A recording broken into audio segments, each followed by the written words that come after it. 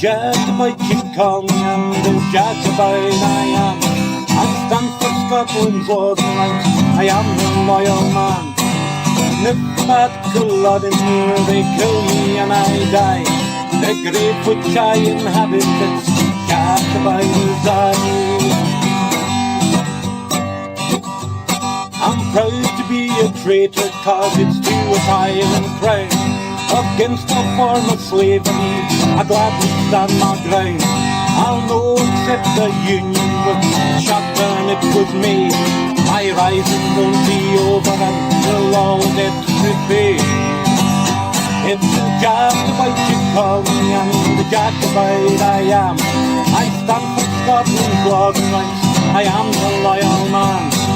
And if that blood in your yet kill me and I die, the grave which I inhabit, that's Jacobite as I. No more we'll take handouts with the caps in hand. I'll see the servile chains stay broken in this land.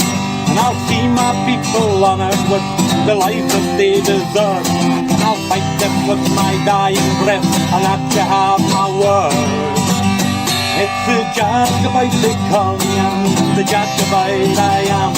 I stand for Scotland's laws and rights, I am the loyal man. And if that blood in here, they kill me and I die. The grave which I inhabit, that's Jacobite as I. There'll be no more clearances, except will clear away. No longer am I waiting for a prince over the sea. Now it's in our own hands, our hope and destiny. If you call yourself a Jacobite, come and stand with me. It's the Jacobite they call me, and the Jacobite I am. I stand for Scotland's laws and rights, I am a loyal man. If that blood in Murmur, you kill me and I die.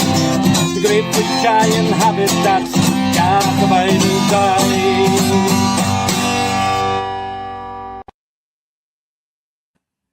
Good evening, good afternoon, good morning, depending on where you're joining us from in the world. And welcome, or as I say on a Sunday, welcome back. So how are you doing tonight, guys? Doing pretty good, you know. We got a little relief from the heat finally yesterday with some rain. The whole U.S. is in a drought, apparently, which doesn't help with all the other crap going on in the world. It's not going to by the fall, anyway. Yeah. I don't know if it means like autumn fall or the fall of humanity. Sorry. Which fall is it? It might be both this year. I was just telling Alex. How are you all? Yeah, for the first time, we've had the first barbecue this year, so that was nice. So summer's finally showing its face. So Nice. only for the next few days, yeah. But that's as good as it gets. So. Yeah. That's not too bad though. No, that's fine. Yeah, I've had shorts on for 2 days. Barbecue. Yeah, barbecue and shorts, beer. Very nice, you know. That is nice. Hopefully it lasts. Yeah. Oh, how about you, Alex? I thought you were going into something there. Oh, I was going to ask, how are you doing, Alex? Sorry. Oh, you meant Glenn. I'm sorry. I don't know who we're talking about anymore. Who's who? I know. Who am I and why are we here? So, this and other questions will be answered tonight on what the fuck are we doing? Right. We could call it. We were talking just before you came on about it's good to have somebody from outside of the UK because we called it the Last Jacobites International. So we could call it Who the Fuck Are We and What the Fuck Are We Doing Here, if you like. Oh, that works too. Especially in these times. We're still fighting. Feels very apt at the moment. Mm-hmm. Are those my feet? Yes, that's what I think we should. That's what we should call the show. Are those my Are those feet? my Yeah. feet? Yeah. Yeah. Have you never got that drunk that you're not sure whether you're looking at your own feet? I have to say I've never no. heard that one. I have to No. say no. No. I've All right. never heard that joke. It's not a joke. It's a reality. Oh, it is now. Especially if you're walking along, or Mm. you think you're walking along perfectly well, but you are very inebriated, and you look down and you think, are those my feet? Have you never had that? I have to say no, I haven't. You obviously. Oh right, okay. I'll go with. Stumbled around. You make decisions. The thing is, people think you fall over or they think you're a thing, but it's not any of that. You just make decisions that may not be logical, like thinking, you know what, I'm going to sit down on the floor in the middle of the road. That sort of decision. Or there's a wall there, I could lean against that. Yeah. Or That's let's play hide and seek. Yeah. We did that once on the way home from a German bar. There was about 6 of us, and we Oh, decided that's funny. to play hide and seek. So we all ran off. I can't remember who was supposed to be the seeker. But anyway, eventually the game was sort of over. Nobody was found, and we all got bored.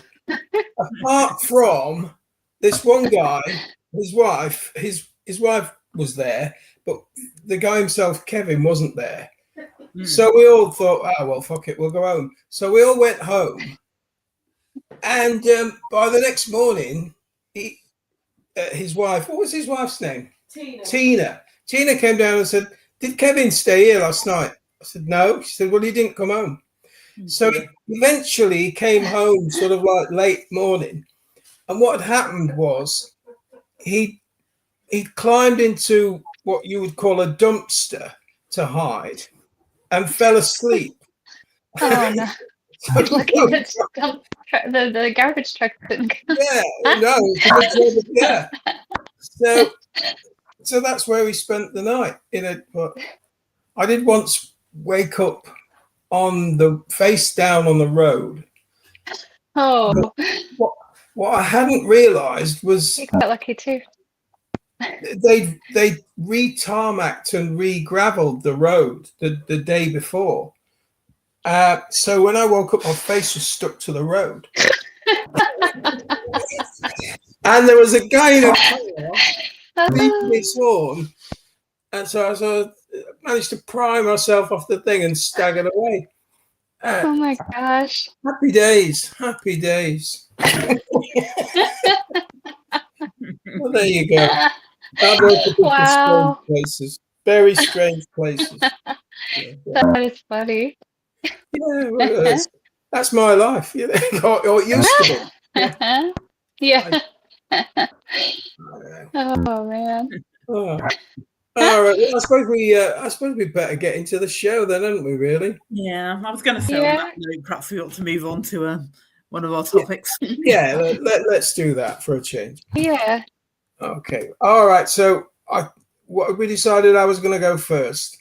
Yeah. Yeah. All Yeah. right. Well, this is not a particularly long one, but I think it's a bit of a milestone, to be honest. I think it's something that we talked about Gaza for the past 3 years nearly, and it's never been good news. It's never been good news. Mm-hmm. Well, this in a way is kind of good news, because this week Palestine has actually gone to the polls. It's held elections, and for the first time, it's included Gaza. Well, I say first time. It's the first time since 2006. Now, people living in the Gazan city of Deir el-Balah were able to vote, and people were told to come to the city of Deir el-Balah if they wanted to vote. And as I said, this marks the first elections of any kind held in Gaza since 2006.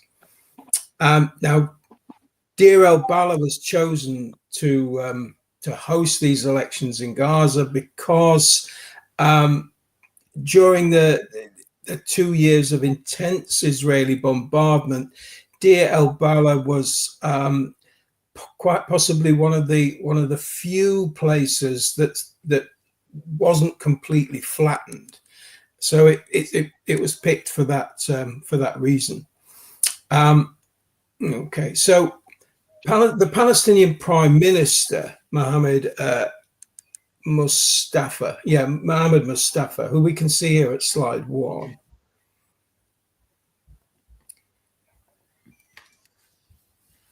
There he is. In case you don't realize he's the Prime Minister, he has the Prime Minister written behind him, just in case you don't know who he is. Now, he said, although voter turnout was low, these elections were held at a highly sensitive moment amid challenges and exceptional circumstances, he said.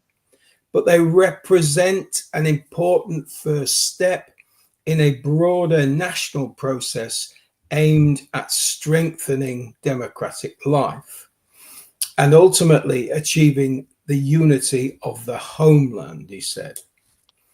Now, Hamas, which ousted the Palestinian Authority from Gaza back in 2006, Hamas did not formally nominate candidates in Gaza, and they boycotted the elections in the West Bank. And in the West Bank, there was a victory. Well, it was expected that the Fatah party, who are currently in power, it was widely expected that they would remain in power. Now, although the vote took place only in Deir el-Balah, all of Gaza's 15 seats in Palestine's parliament were included in that ballot. And the results were announced today. And those results show that President Abbas's Fatah party, we can see President Abbas and his sort of a couple of his young supporters here at slide 2. Yeah, so we can say that his party won 6 of those 15 seats, and the remaining 9 seats were split between 2 other Gaza-based parties. One called Future of Deir el-Balah, and the other one is called Peace and Building, which is a very good motto, to be honest, for Gaza, because what Gaza needs is peace and it needs rebuilding. So President Abbas, the Fatah party, swept to victory in the occupied West Bank, and it ran unchallenged in many of the seats. The Fatah spokesperson, Abdul Fattah Douala, explained that the voter turnout was close to that at the last municipal elections back in 2022. And he praised voters for turning out despite ongoing violence by the IDF and Israeli settlers. And now the situation in Gaza has meant most people are focused on survival rather than politics. And Israel has continued conducting air raids, air strikes, despite the October ceasefire. Nevertheless, in Gaza, slide 3, please, Alex. Nevertheless, in Gaza, the turnout was 23%.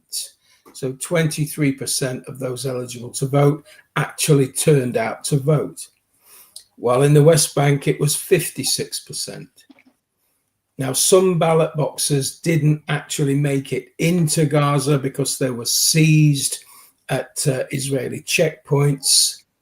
And today's results, this is actually a slide from the 2006 elections, actually, but it represents what I wanted it to represent. Now, today's results mean Hamas have no political representation in Gaza at all, and the West Bank remains controlled by Fatah. Hamas's Gazan spokesperson, slide 4, please, Alex. This is their spokesperson, Hazam Qasim. He downplayed the significance of the election results, saying that they had no real impact on the wider national issues. But as I just pointed out, the upshot is really that Hamas have been politically rejected by the people of Gaza. Had they stood candidates, which there were some of their candidates' names were on the ballot papers, which is a weird situation because they said that they didn't stand any candidates, but they didn't get any votes. So it appears now that, as I said, that there is no Hamas political representation in Gaza at all, which completely changes the landscape. Whether it will change Israel's attitude, whether it will change Israel's continued sort of bombing, I don't know, because they're still saying every day that they're doing this to pursue Hamas. So, but I consider it a positive step that such a thing is even possible in Gaza. So that is the Palestinian elections. I'm not sure how widely this has been covered by mainstream media, but it's certainly a big deal in Palestine. Okay. You got any comments on that before I weigh in, Angela? No, I mean, I think it's a good thing that they're trying to, make it better. Hopefully, the U.S. and Israel governments don't destroy that as well.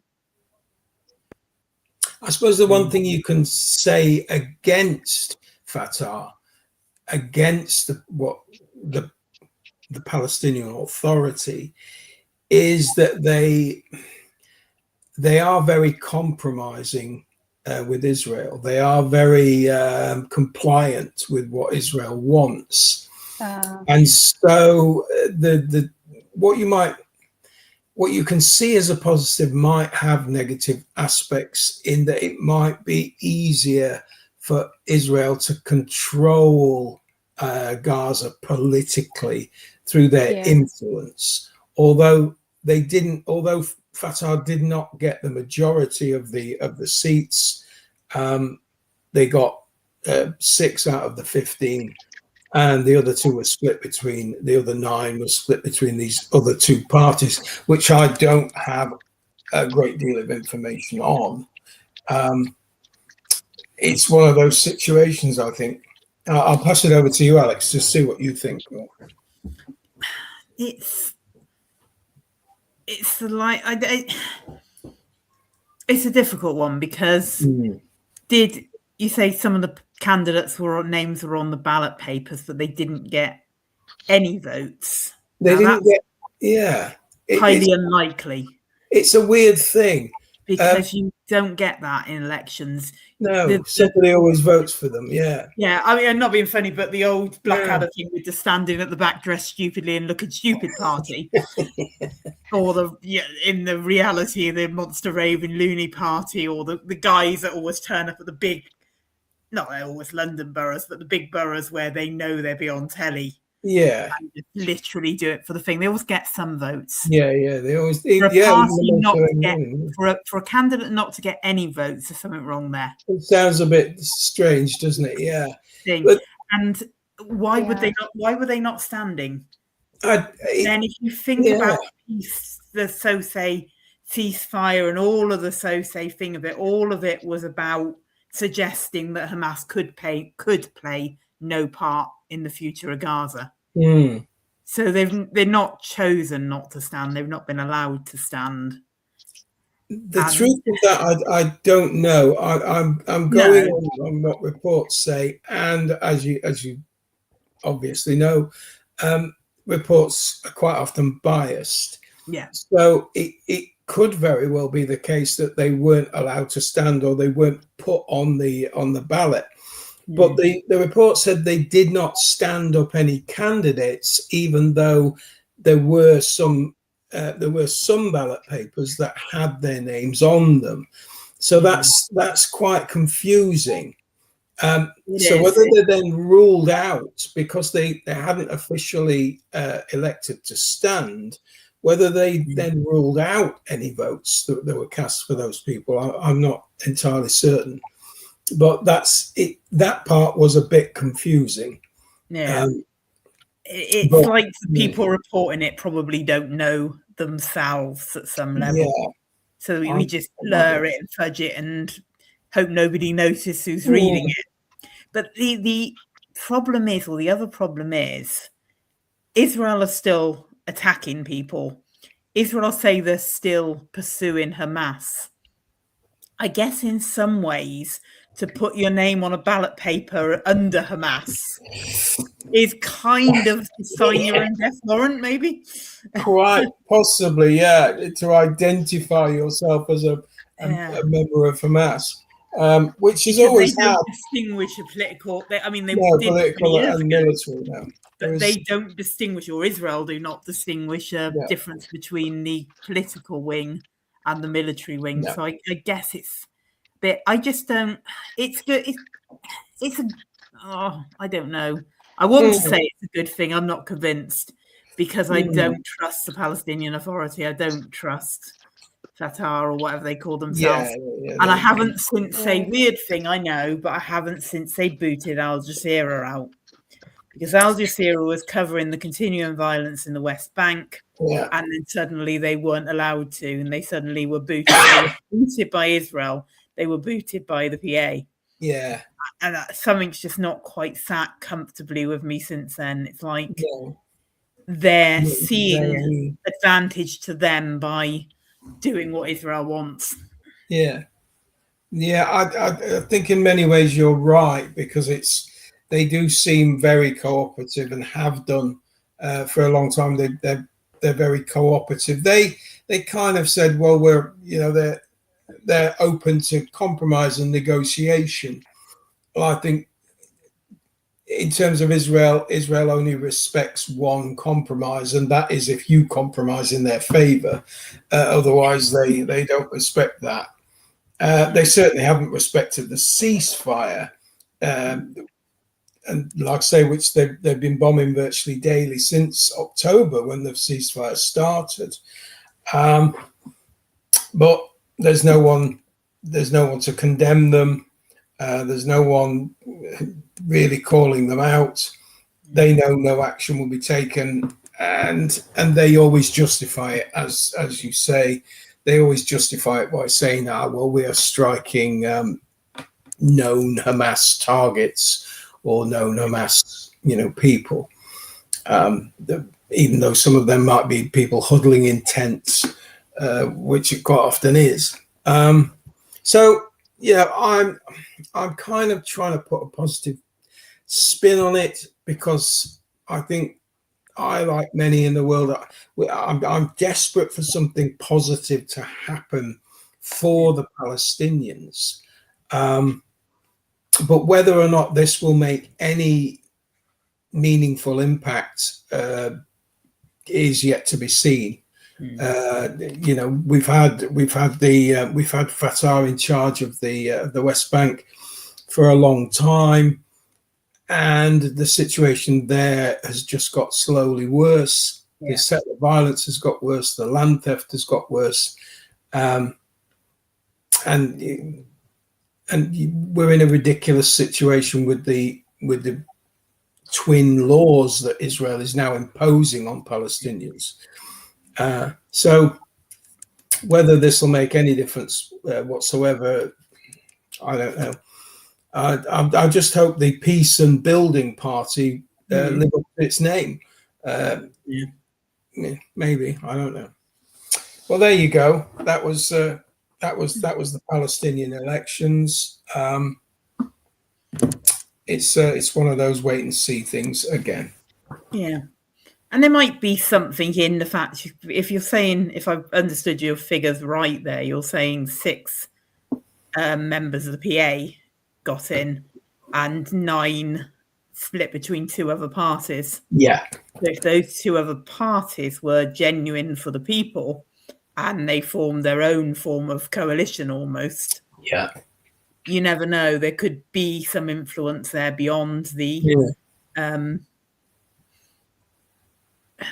appeasement party. For want of a better word. The only thing that is on the table, and this is the kind of shame of Gaza. The only thing that is actually on the table is the Trump plan. That's what the world is working on, and precious even on that plan, unfair as it is, precious little advancement has been made on that. We've never really got to stage 2 of the ceasefire. So as far as I can see, that situation could just keep continuing on for a very long time. There was no sign of this supposed international peacekeeping force that was supposed to be formed, even though the Americans have got an office, a sort of place where it's supposed to be run out of in Israel. But nobody's been really stepping up to become part of it. So again, nothing gotten off the ground. Time will tell is all we can see, whether anything positive comes out of it. But it just, I don't know. Like you say, the Trump plan is the only plan on the table, and the Trump plan basically, it was never made by Trump anyway, but they called it the Trump plan for the want of a simplification. There was never anything in it that allowed Hamas to stay in power. So there was kind of nothing in it that would have allowed them to stand in any election, which is why I think it's a little bit, there's a level of just disingenuousness implying that they chose not to stand. But time will tell. Yeah. Okay. All right. Well, there you go. So perhaps not quite the good news I thought it might be, but you live in hope. Yeah. I'm sorry. we have this kind of interaction where Glenn comes on with the good news and I call it apart and suggest there's something good in it. Devil's advocate. It's good to see all angles. Optimist and realist and pessimist. Yeah. Realistically optimistic. I don't know. Yeah, I'm realistically pessimistic, possibly. Pessimistically realistic. Oh, I don't know. We've kind of had to be the last 6 years.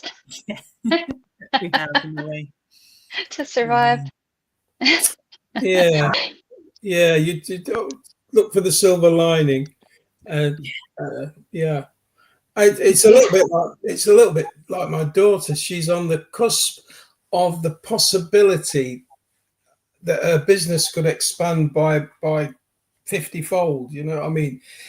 That would be great. She's frightened of that step because it means they're going from at the moment, and it means her going from someone who employs only sort of 3 to 4 people to the full-on employing, maybe 20 or 30 people with all of that entails. So I was trying to persuade her this morning that, well, you either make this step and give it a go and see if you can, make a go of it, and it will work to your advantage if you can, or you back away and say, oh no, I'm too scared to do this. And then at some stage down the road, you probably will regret never trying. So yeah, she'll kick herself if she doesn't try. She can always scale backwards again.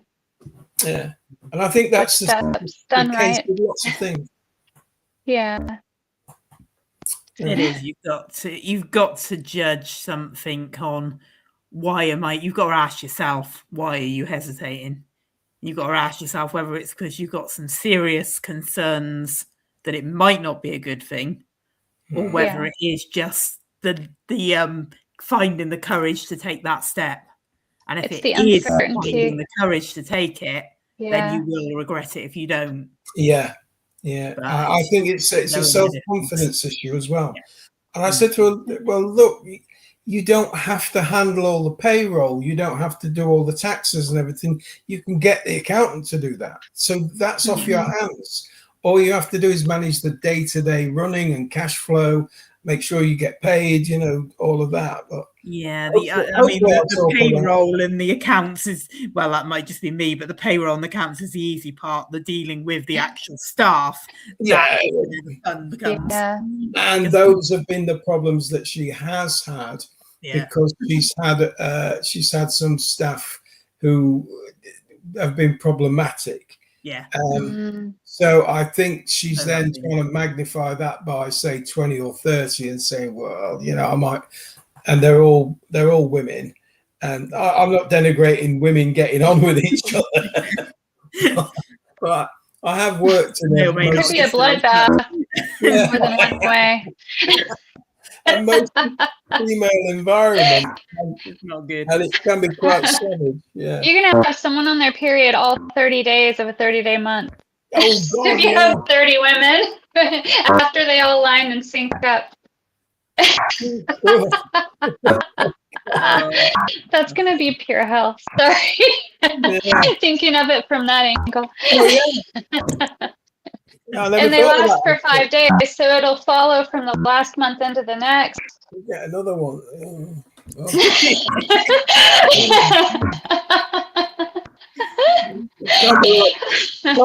sure they're all older. Yeah. Maybe like into menopause and older.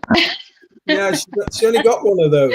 She only got one. All the rest are like they're all in their sort of 30s. That's rough. There's a lot of little kids and all sorts running about, and I don't know. And some of them, well, some of our staff do drive, some of them don't drive.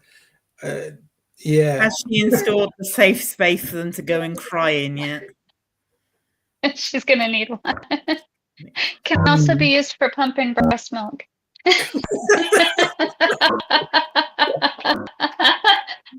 Call it cry and pump.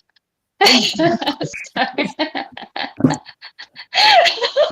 This is the whole kind of things I hadn't thought of,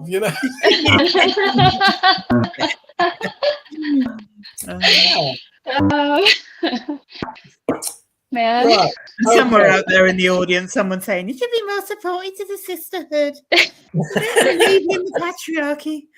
Yeah, well, we come from the time when people laughed about their differences instead of getting hurt. People recognize the truth of it.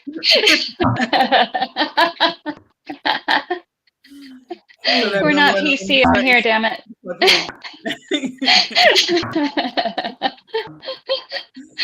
I think I'll let her deal with those issues. I think that's it.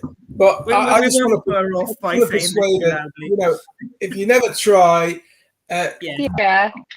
you'll never know, will you? So that's it. Suck it and see. Could work out. Just have her pick like a really good mental health health program. with the health I didn't know insurance. you needed one of those. I'm not sure she's, thinking of hiring counselors and things like that. She might need one herself, but Yeah. They could have like workshops on. Yeah. I think a lot of places I've worked could use some in the past. All right. Like workshops on how to communicate with each other and stuff in a workplace. Human relations. Well, she's going to need a HR department. Yeah. Yeah. She's not very good at HR herself. She only has she only really has two levels. There's nice Nicola, and then there's nasty Nicola, and she can move from one to the other almost within one sentence. You know what I mean? Well, she could hire someone to fill in that part too, so she doesn't have to deal with it. Yeah.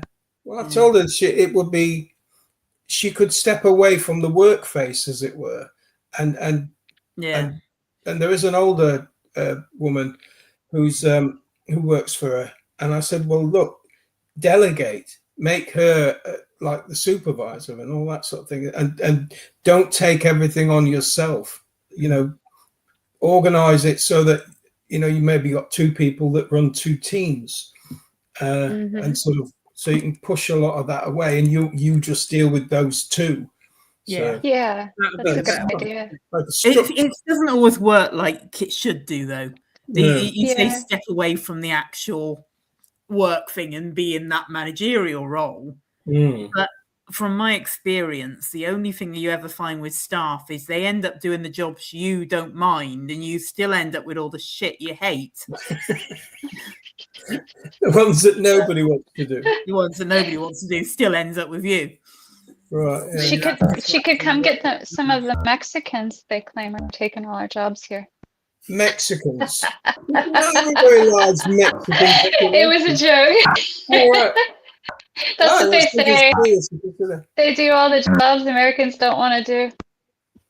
Well, yeah, they've been saying that for years. Domestic stuff, and yeah. And And there's a little bit of truth to it. The other side of the coin, though, is that these people that hire them know that they can hire them at really low wages. No, I don't think she wants to go down that route. Yeah. Because, we have, I don't know if you have it in America, but we have a thing called 0 hours contracts where you're not guaranteed any hours, so that you have to accept whatever work hours you're given, which for her might work out quite. That's my Temu bell. They're constantly hassling me just because I buy stuff from them. They imagine that I'm going to respond to every one of their bloody stupid bells. They want you to be a shopaholic. Shopaholic, yeah. I think that's what they are. Yeah. So that's what they want, because they're constantly tempting you with, you could have probably the, half of the country for 50p or something, or why not take this offer of a brand new Mercedes, 3 lawn mowers and a Persian au pair? I don't know. You just have to spend £2 million before you get your first free lawnmower. You're an ever decreasing step ladder when you start to do anything like that. Yeah. You need 2,000 stars, and we're giving you 1,900 stars just for placing this order. Yeah. Then you have to spend about $2,000 for every star for the next 5, and then it becomes $2,000 for every quarter of a star for the last. Yeah, that's exactly how they work. Yeah, they're pandering for addiction. Yeah, I think they prey on the vulnerable. It's very clever, really. It's very clever, but you do have to understand how it works. How they work. Yeah. Well, I buy what I want to buy, and then I ignore them. And that's what I do. And if you want something, just stick it in your basket, and you'll get an offer on it sooner or later. And start reducing it, don't they? Yeah. But take the individual offers on individual items. Don't go for the so many items free, because even in the old days before the star thing started happening, you'd get 6 items free, but then you had to spend a minimum of such and such to get those 6 items free. And all the prices on the pages you had to buy for were rose by an equivalent amount of what you were getting free. So you didn't get anything free. Yeah. But it's all good. More shit. Yeah. It's all good. There's some of it's some decent stuff. I'm not saying it's not. No, it's all right. Be a bit careful what you buy, but that's common sense. That's on you if you don't read read descriptions. Then it's Make on sure you. it's not doll clothes. It's these people that turn up and they've got, like you say, a dolly dress or something like this. Yes, size, or it's a little chair to go in a doll's house, and be a full size chair. The measurements are usually on there. They just didn't read. You got to read the measurements. You got to read. Yeah. So, how do we get from Palestinian elections to Temu? I'm not sure. Via time to move. Perhaps it's time to move on. Now, I called mine on the what do you call those things we've got? Mem. I called mine on the mem, the other manifesto, and I want to have a look at this. And it's not political, but before I get on to that, it just reminded me, because when I turned 50 in January, and I was digging out through some old stuff for some old photos and things like this, and I come across something I ripped back in my days as church chorister and Sunday school teacher, and it was called the English Church Speak Dictionary, and it had things like bass, the lowest male part in the choir, and the standard of jokes in the vestry. Bellows, the lungs of the organ, and the point in the sermon at which the minister decides you've all fallen asleep. Fent, believed by church members to be much more comfortable to sit on than the pews. And so it went on and on and on until we had nave, Nave, main part of the church. Nave, Knave, main part of the church. Was that derivative of the navel, like the belly button? Sorry. Full of knaves. Knaves, I think, yeah. Using the old English word knave. The old English, I suppose it's old He English. thinks now it's a knave, sir. Yeah. Now I've got you. The point of me saying that is the other, what I'm calling the other manifesto, is Palantir guy, or the head of Palantir, coming out with his effectively a 20-point manifesto. And this is basically all in a tweet, in him saying, because so many people have asked us. Yeah, I've seen so many people ask you, to be honest, but not. But he's come out with his manifesto, and it's 22 points, so I'll try and go through it as quick as I can. But this is my Palantir English dictionary, because you have to read between the lines, and you have to read between the flowing and elaborate language. So this is Palantir's manifesto.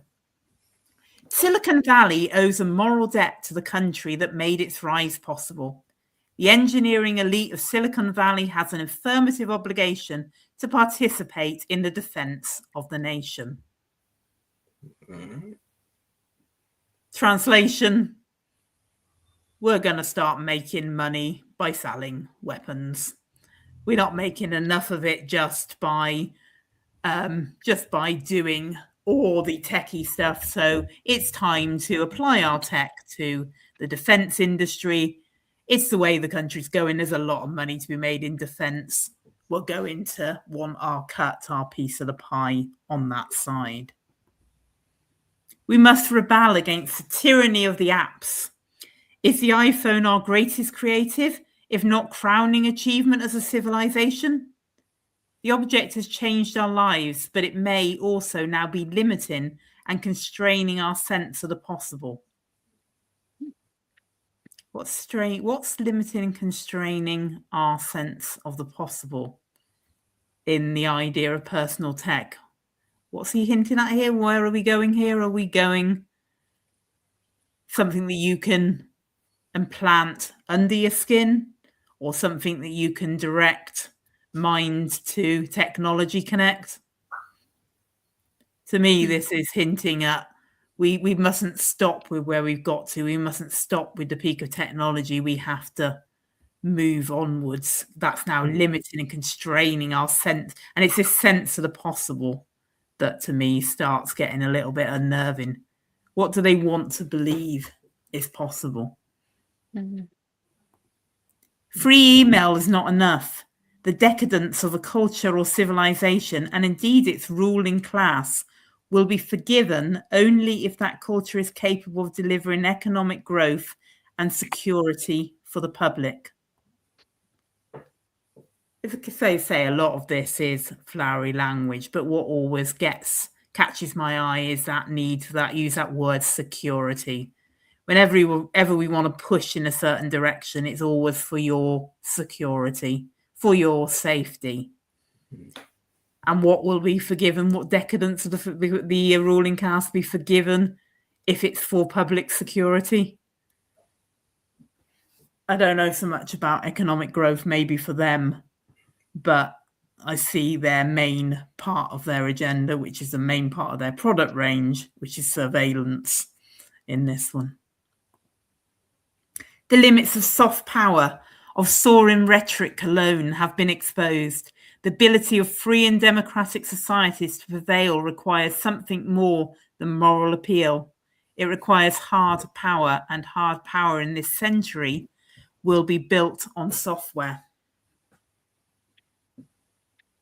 You can see where that one's going. No more Mr. Nice Guy, no more working with people. This is, again, this hint to the military, the hint to the Department of Defense becoming a Department of War, to this whole military industrial rhetoric. And we want a piece of it. We want to be involved in this.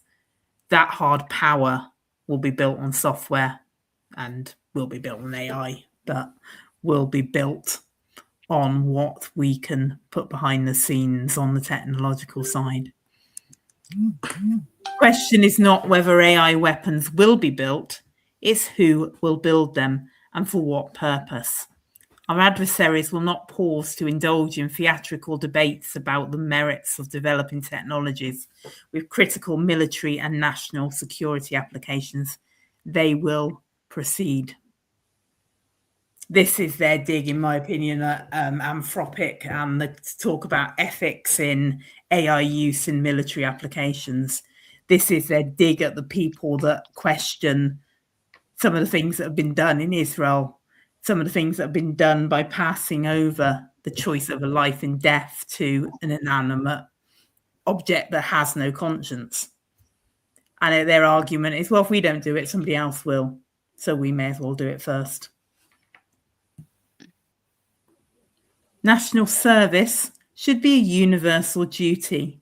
We should, as a society, seriously consider moving away from an all-volunteer force and only fight the next war if everyone shares the risk and the cost. You have tech billionaires that are probably too old to be within the draft age calling for the return of the draft. If a US Marine asks for a better rifle, we should build it, and the same goes for software. We should, as a country, be capable of continuing a debate about the appropriateness of military action abroad whilst remaining unflinching in our commitment to those we have asked to step into harm's way. And thus we reframe any ethical discussions about the rights and wrongs of warfare into a question of how we provide for those we send to the front line. Not to ask, nobody's to ask whether it's appropriate. You should be able to do that, but still keep throwing the money in, still keep throwing the troops in, still keep pushing the war. And any questions, well, they can just be asked alongside that, to one side of.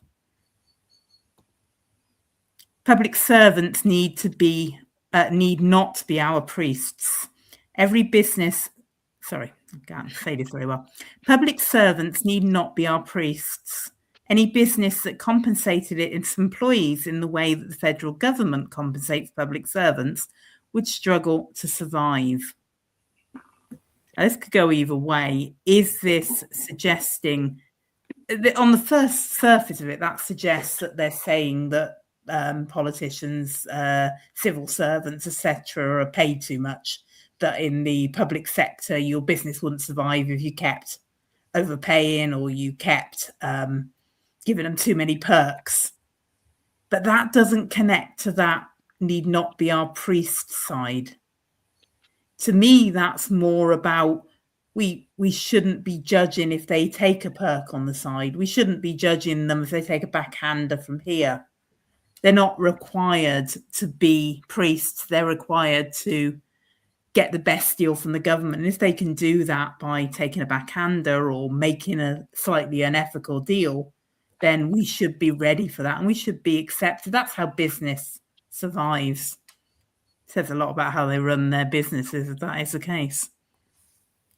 We should show far more grace towards those who have subjected themselves to public life. The eradication of any space for forgiveness, a jettisoning of any tolerance for the complexities and contradictions of the human psyche may leave us with a cast of characters at the helm we will grow to regret. That, as a statement, is bloody dangerous. That's saying, how dare we hold people to account? How dare we question the morality of the Epstein class? How dare we question any of this? We shouldn't have eradicated any space for forgiveness. We shouldn't have jettisoned any tolerance for it's the complexities and contradictions of the human psyche while they're all getting together with some psychopath on an island raping children. If we don't allow these things, we'll end up with a load of weak characters who can't run the country. We should forgive them because they've subjected themselves. They're not taking a role that they're making good money out of. They've subjected themselves to public life. The psychologization, this is where it becomes why you need a dictionary for them. The psychologization of modern politics is leading us astray. Those who look to political arena to nourish their soul and sense of self, who rely too heavily on their internal life finding expression in people they may never meet, will be left disappointed. That is probably about the only true sentence in this manifesto. Put not those you will trust in princes is effectively what they've rewritten here.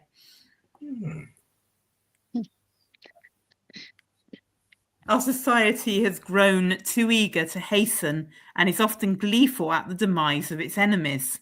The vanquishing of an opponent is a moment to pause, not rejoice. Now, this one I can't quite decipher.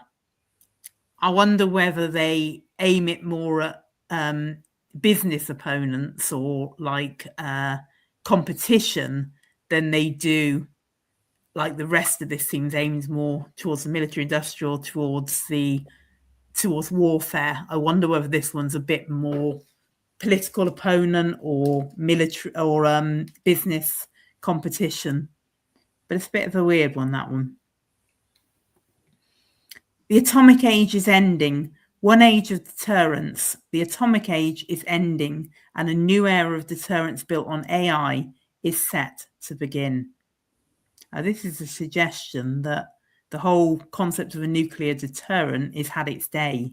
It's out of date, that the new deterrent should be built on AI and assumedly AI-controlled weapons.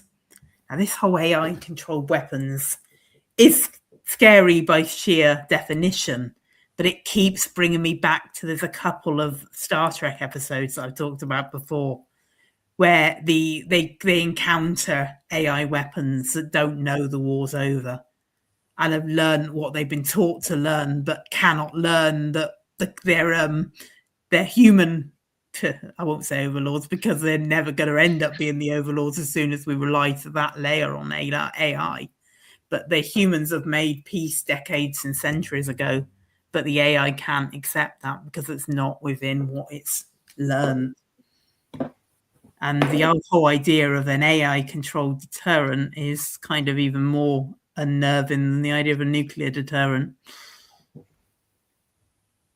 No other country in the history of this one is the, can I say this with a straight face cause. No other country in the history of the world has advanced progressive values more than this one. The United States is far from perfect, but it was easy to forget how much more opportunity exists in this country for those who are not hereditary elites than in any other nation on the planet. Actually, this is not the one. This is not the most one that I couldn't say with a straight face. It's not the one I thought it was.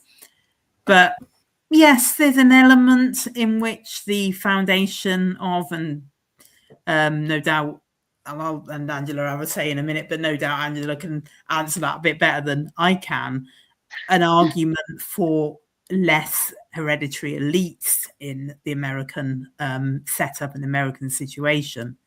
But there's certainly still an elite class. There's certainly still a billionaire class. And even within the tech world, there is that class that consider themselves well above everyone else. But I don't think it's specific to the US, though. I think there's many countries around the world where they all kind of, like how people island hop, they country hop. Yeah. In my opinion. Yeah, I know what you're saying. So yeah. it's almost like they're in their own world above, in a sense, the rest of the world. It's weird. Yeah. As in if they're in that class, you mean? Yeah. Yeah. Yeah, because they don't, I know what you're saying actually, because they don't have the same sense of a Pacific state. And that was what was interesting at the start of this, because a lot of their talk, if you listen to the top guys of Palantir and all these tech guys, if you listen to the top echelons of these companies, they have one hell of an arrogant attitude to themselves. They see themselves for a long time. They've seen themselves almost as beyond the state, as almost stateless, like you're saying, in some ways, and almost like they go in to build their own little networks. And this is why when people start talking about free ports and things like that, it always makes me a little bit nervous, because it's always been that technological, its own technological state, its own technological network. But yeah, the only thing that they are, what's the word? Sorry, I can't get the right word out of my head. Allegiance. The only thing that I have allegiance to is others in the class with them, and the almighty dollar, or money, cash, and and whatever they call it. In that, it's the same thing, different name. Yeah, it's true. It is. Yeah. To remain billionaires. Yeah. And the one thing you can see is that, funny enough, on the somethings, even when they're squabbling among themselves or disagreeing, there is almost this closing rank within that, within Silicon Valley, for want of call it, to give it a one over defining name. But the thing they do, the only bit that I can see in this is that breaking of the glass ceiling, the breaking of the ceiling into a level of power that would traditionally have been kept for like the bloodlines and things like this. So it's kind of that. This wasn't the one I was thinking about when I was saying I had to laugh at, to be honest, but it's still that scenario. American power has made possible an extraordinarily long peace. Too many have forgotten, or perhaps forgotten, that nearly a century of some version of peace has prevailed in the world without a great power military conflict. At least 3 generations, billions of people and their children and now grandchildren have never known a world war. Okay, they may not have known a world war, but the idea that you've seen a long period of peace, that some version of peace has prevailed in the world, and that there's been peace for more than a century, that has never had a great military power involved in that war. Well, the only thing that suggests is that America doesn't consider itself a great military power. Yeah. Well, technically, that's kind of true, isn't it? I mean, there hasn't been a what we consider a world war, where what we have had is just an ongoing series of smaller wars, which some of them have conglomerated together to become wider conflicts. So it's a little bit disingenuous to say that America has made it possible for us to have an extraordinarily long peace when it's America that has basically started most of those wars. So I find this stay on the world war. And I think it depends on who you're looking at. Some people don't really have a sense of what's going on in the rest of the world. No, there is that, that truth, and it depended on who their audience is or who's going to be picking up on this thing. They might get away with it in that sense, but it is the idea that there's been that constant peace that's never had and never any major. So the suggestion is it's just little back countries, little back, and this is their attitude and the way they talk, little back sort of backwards countries in Africa fighting and whatever, but there's no major wars involving major military powers apart from the ones that you started in Afghanistan, in Iraq, in Iran, now in Syria, a lot, Kosovo and Serbia, and Vietnam will be within that century, Iraq. We get the picture. The post-war, and this is where it starts getting it's not entirely correct in some ways. So, the post-war neutering of Germany and Japan must be undone. The defanging of Germany was an overcorrection for which Europe is now paying a heavy price. A similar and highly theatrical commitment to Japanese pacifism will, if maintained, also threaten to shift the balance of power in Asia. Which is basically saying we'd like to expand our market for our military software tech to Germany and Japan. But it's the way it considers role of the way that Japan has been up until very recently, ever since World War II, they've eschewed, sort of military build-up and things like that.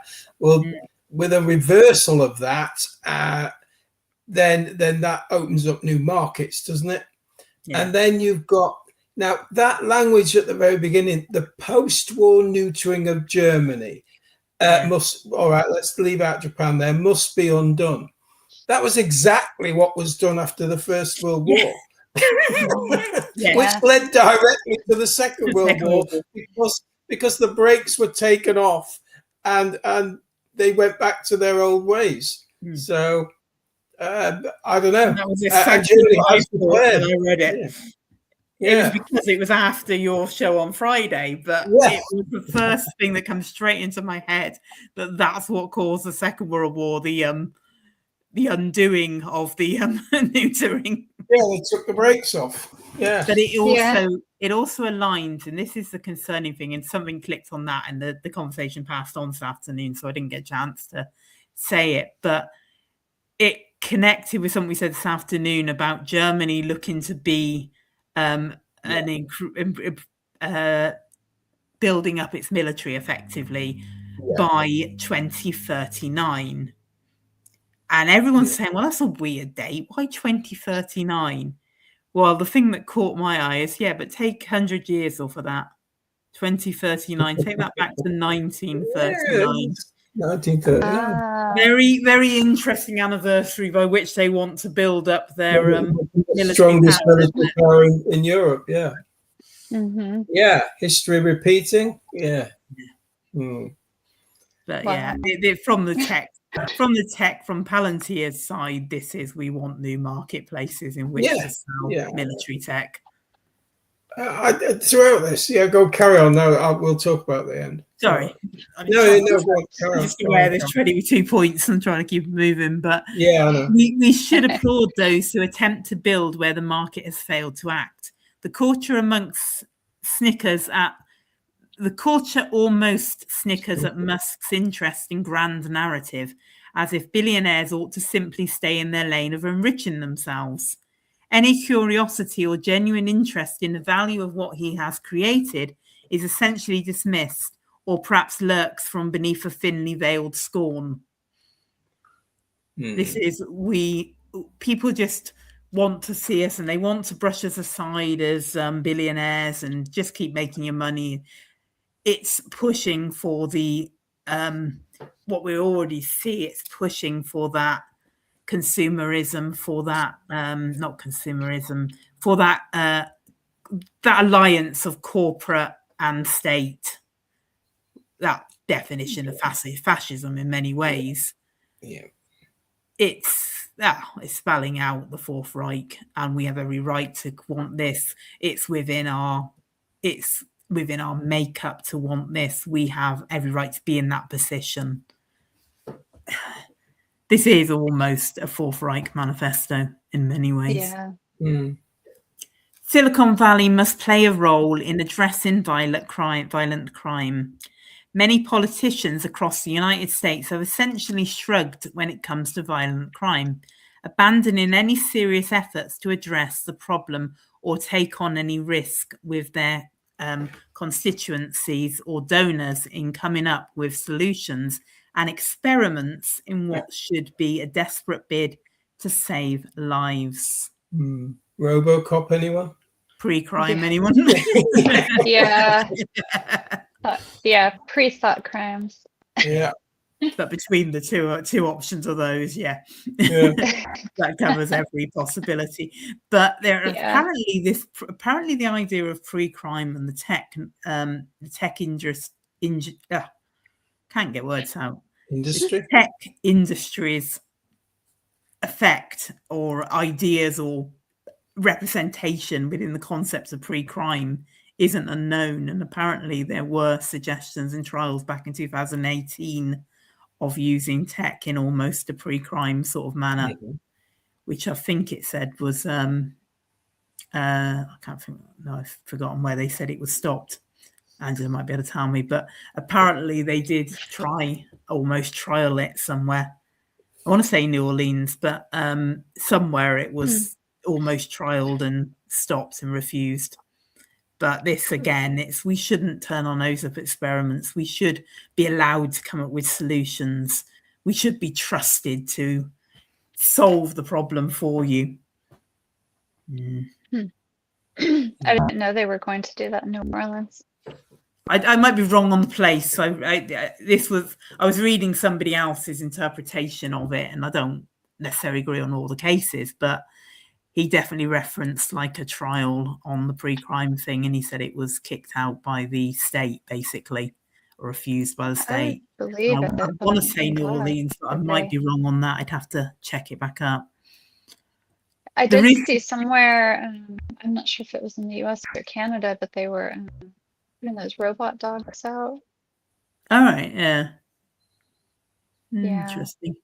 We are going to see more and more of that. There's no doubt about it. I say this specific one they were talking about was like the whole idea of free crime, like the whole of, like you say, fought crimes and all this sort of thing before you committed it. But both that and the RoboCop style, the whole, mechanized police, AI-controlled mechanized police. It's coming. It is all coming. With those dogs, I think it was they were being controlled by somebody as a trial to make people comfortable is what they believe, like with them, and then they won't have somebody controlling them. It'll be AI when they get launched without the trial. Yeah. We've got to point 18, and as far as I can tell, this entire manifesto, if that's what they're calling it, seems to be one of, you really need to let us get involved in every single aspect of running the country. In fact, we're probably far suited to do it than governments who just bumble around. But we're always going to be here, and So why not turn over everything to, say, oh, I don't know, us? Yeah, and then things are going to get a lot better. This seems to be what they're saying.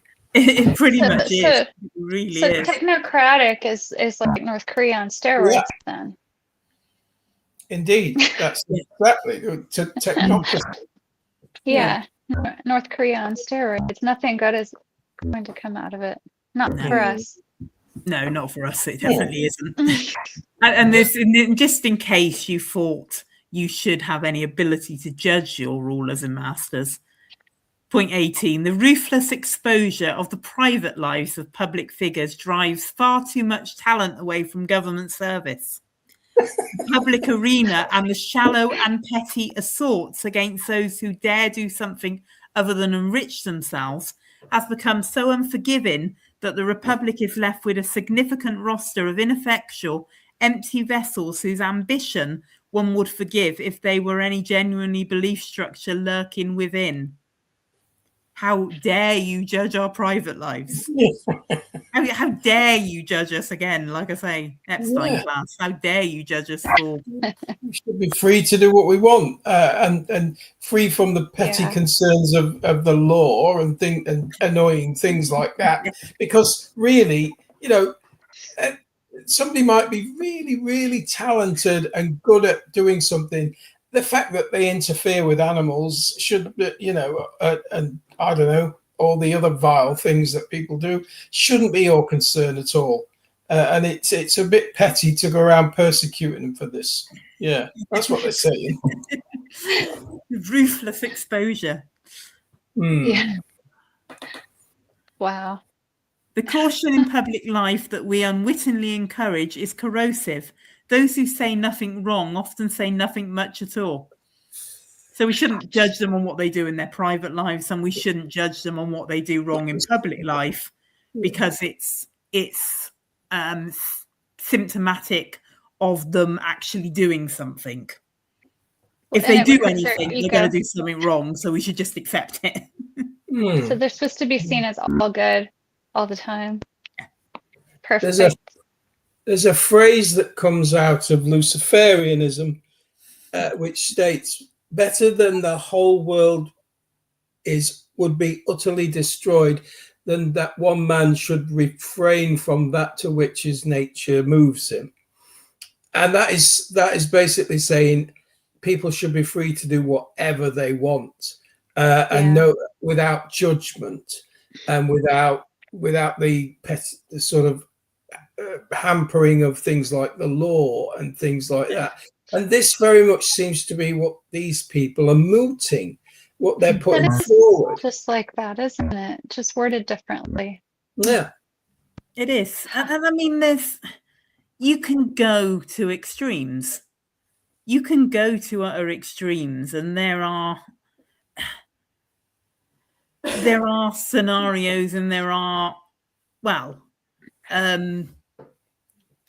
you know what I mean? You know what I'm trying to say? You can go to an extreme with it and have a down on everything that anybody does.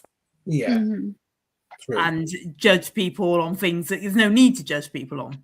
Yeah. But you can also go the other way and, like you say, go full Luciferian and everything's justifiable. Yeah. It's like it's the same discussion I have with the whole trans agenda, with the whole LGBTQ.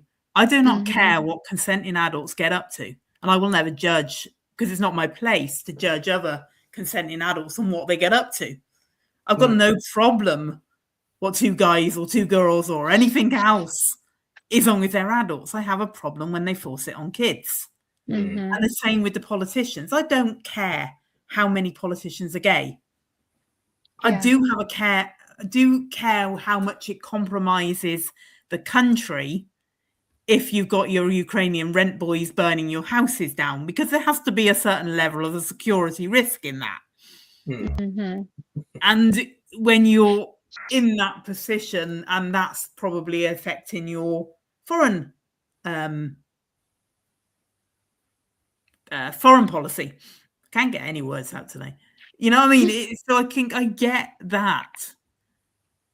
You know what I mean? I get at a certain level, but they want to take it to extremes. And this whole attitude that if you say nothing, you say if you've never said anything wrong, you said nothing at all. Yeah. So I mean, we can't judge it, but it's all we can't judge these people. They should get on what they like, even if that's going to fucking Epstein Island and raping kids. They should just be. You shouldn't be asking. Why are you asking? Nothing to do with you. So they want to be immune, just like they've given the drug companies and Monsanto. Right. Yeah. There's far more not written here than what is written. Yeah. There's a lot more that is implied than what is written. But the words, it's the words that aren't there that are implied. Yeah. I think. And it's all flowery and not flowery in the sense of too many words, but it's all language that is vague, it's not purposely empirical. Confusing slightly. It's deliberately not vague, to the deliberately confusing. What was that phrase we used to come up with a lot on come up against? Plausible deniability, was it? No, it's not plausible deniability. It's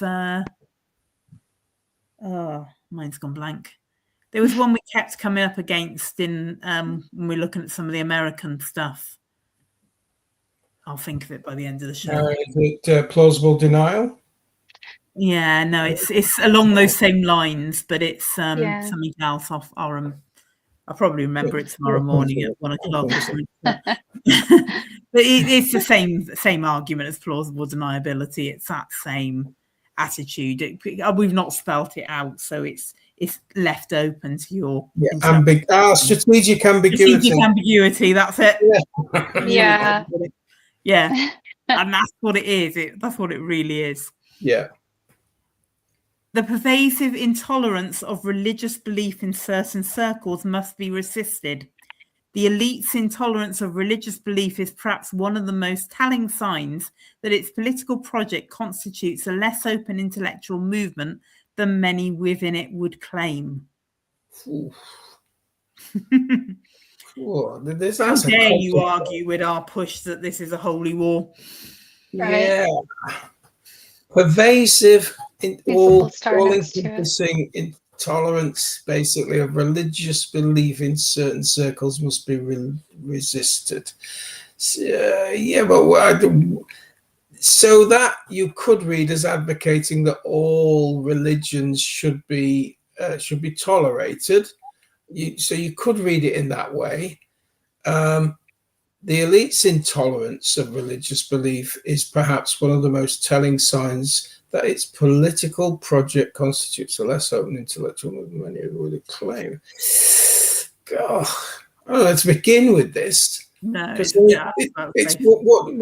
what constitutes a religious belief, and where is the crossover? Oh God. You could pick that apart all night. You could. That's one of the more opaque ones of it, to be honest. Yeah. Some cultures have produced vital advances. Others remain dysfunctional and regressive. All cultures are now equal. Criticism and value judgments are forbidden. Yet this new dogma glosses over the fact that certain cultures, and indeed subcultures, have produced wonders. Others have proven middling and worse, regressive and harmful. This is when the last one, to a certain degree, starts becoming a little bit more transparent, because this is where it seems to start aligning with, as much as they keep separating themselves from and distancing themselves from the political class, this is where it starts aligning with that same neocon warmongering again. It's the others have proven middling and worse, regressive, harmful. It's a terminology that's always thrown at the likes of Iran, at the Muslim countries, mainly those, but to a lesser extent at people like China, Russia, North Korea. It starts then aligning with the whole political class, with the whole neocon warmongering. And it makes me laugh because the whole attitude to Iran, to the Muslim countries as being regressive and harmful. And when you're talking against that of some cultures producing vital advances and things like that, considering there is much in modern, and I mean, okay, you could argue against modern medicine because of the drug companies and because of big pharma, but there's much in modern medicine that is owed to Muslim tradition and owed to the Islamic medical tradition. So it makes me, there's a hypocrisy in all of this, but then there's a hypocrisy in the whole foreign policy of the States and of the whole Western world, because we're just the same. And the final one, we must resist the shallow temptation of a vacant and hollow pluralism. We in America, and more broadly the West, have for the past half century resisted defining natural cultures in the name of inclusivity. But inclusion into what? And now we're coming fully online with the current administration, because now we're coming down pro-ICE, anti-immigration, anti-inclusivity, anti all the, and I'm not saying there wasn't a lot to be questioned in the whole DEI stuff, but we're now coming down full anti-DEI and all of that inclusivity side. And like I say, there's a lot to be questioned in the whole transgender, in the whole you can pick from 125 genders crap, and it is crap. Yeah. But they're very much coming down on the Project 25, on the Trump side of it, without pushing themselves in that way. But to me, it's interesting because it's when you start looking at these people, and this is Alex Karp, this is the head of Palantir. I don't know if is he the head or is he joint with Phil? I get confused as to who's exactly in what role in that company. But they're all the top echelons of Palantir. And when you look at who they are and then the things that they are saying, we must reintroduce the draft. Everybody should be forced to military service. We don't want any controls on the AI control of military assets. We want to be able to create AI weapons. We have the authority. We have the right to be making these decisions. We don't need the hindrance of governments or the hindrance of ethics. We don't need anyone stopping us in what we're doing. We know what we're doing. We have the power. We have the authority. Just let us at it. Now, when that's being said by people that have vast control over our data, over surveillance on us, vast connections with the NHS in the UK, vast connections with many other forms of data holding over here and over your side of the Atlantic, it starts looking a little bit more concerning. It is a manifesto for technocracy. Yes. That seems to be what it is. It's advocating for taking all of the controls off of companies like Palantir, big tech, big pharma, big, all of the big movers and shakers. It's basically advocating exactly like what you just said there. It's saying we shouldn't be encumbered by the petty whims of political winds, whichever way they blow, because we're far better able to to control things than they ever will be. Therefore, we should be elevated to that position. I find this. I mean, at the end of the day, what Palantir is a corporate body. They are a corporate body, and I find that the fact that they put out all of these points, that this is the way the world should be. Well, nobody bloody asked them to. Nobody asked them to come up with this. Well, apparently they did, according to according to their tweets, and I think this originates as a tweet, according to that, because so many people have asked us, but I've not seen any sign of so many people ask us. And a part of this apparently comes from his book that he's written, but it's been put out 22 points because so many people have asked us. It has been put out, and it's being openly called a manifesto. It's been put out almost in that manner. Wow. And when you're doing this around the time of your midterms, when you're doing this, and bearing in mind the control they have on other countries, when you're doing this towards other countries, we've got local elections and things coming up. It's almost like this is our take on how your countries should be run. And we've got more knowledge, more ability than your politicians. Because if you run a country like the private sector, it would work. And that's what they're effectively saying. Yeah. It's like what the US has been trying to do. Yeah. Slowly I think we're increasingly seeing, we know that in the background, countries are, sort of de facto being run by these big institutions, that the power of their lobbying is their power to steer governments where they want them to go. But what this is advocating for seems to be one step further, and cutting that whole thing out and just moving to direct control, taking away, why are we wasting so much time lobbying governments for this when we really ought to just be given the power to do it because, we can be trusted, we are responsible, and war is very profitable, and we really ought to be able to just start wars whenever we need to in order to boost the economy, or just keep one going forever. Danger, Will Robinson. Indeed. Oh gosh. Yeah. The Strait is open, the Strait is closed. Did you guys ever see that stupid movie? What was it? God, dang it, I can't remember. Anyway, they would say game on, game off. What was that? Sorry, it reminds me of that because it was a stupid movie, and this administration's pretty stupid too. I'm struggling to pick the nose out of that. I'm struggling to try and imagine what this film was. What happens in the film?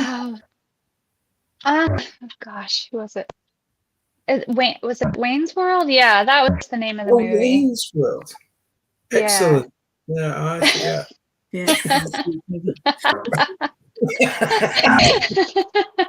Party time. Wayne's World. What a classic movie Wayne's World was. It was funny, but it's kind of dumb. The premise of it's pretty stupid. Now, what you need to do now is make the connection between Wayne's World and this, which is what? I don't know. I kind of can't see it really. I feel like I'm 5 because I'm struggling to find the connection. Wait, you mean with our government? I was just comparing it to our government. The strait's open, the strait's closed. It's like when I think they were trying to play street hockey.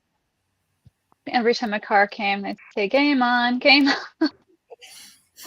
It's just stupid. The repetitiveness of it reminded me of that. Right. Now I've got 2 weeks. 2 weeks to flatten the curve is what my brain goes back to every time I hear that phrase too. To be it's a straight thing. All I keep hearing is there's an old I suppose it's probably a British nursery rhyme, but it's the whole Polly put the kettle on. That's all I hear every time. Oh, that's funny. Yeah, now I'm gonna hear that one. Oh God.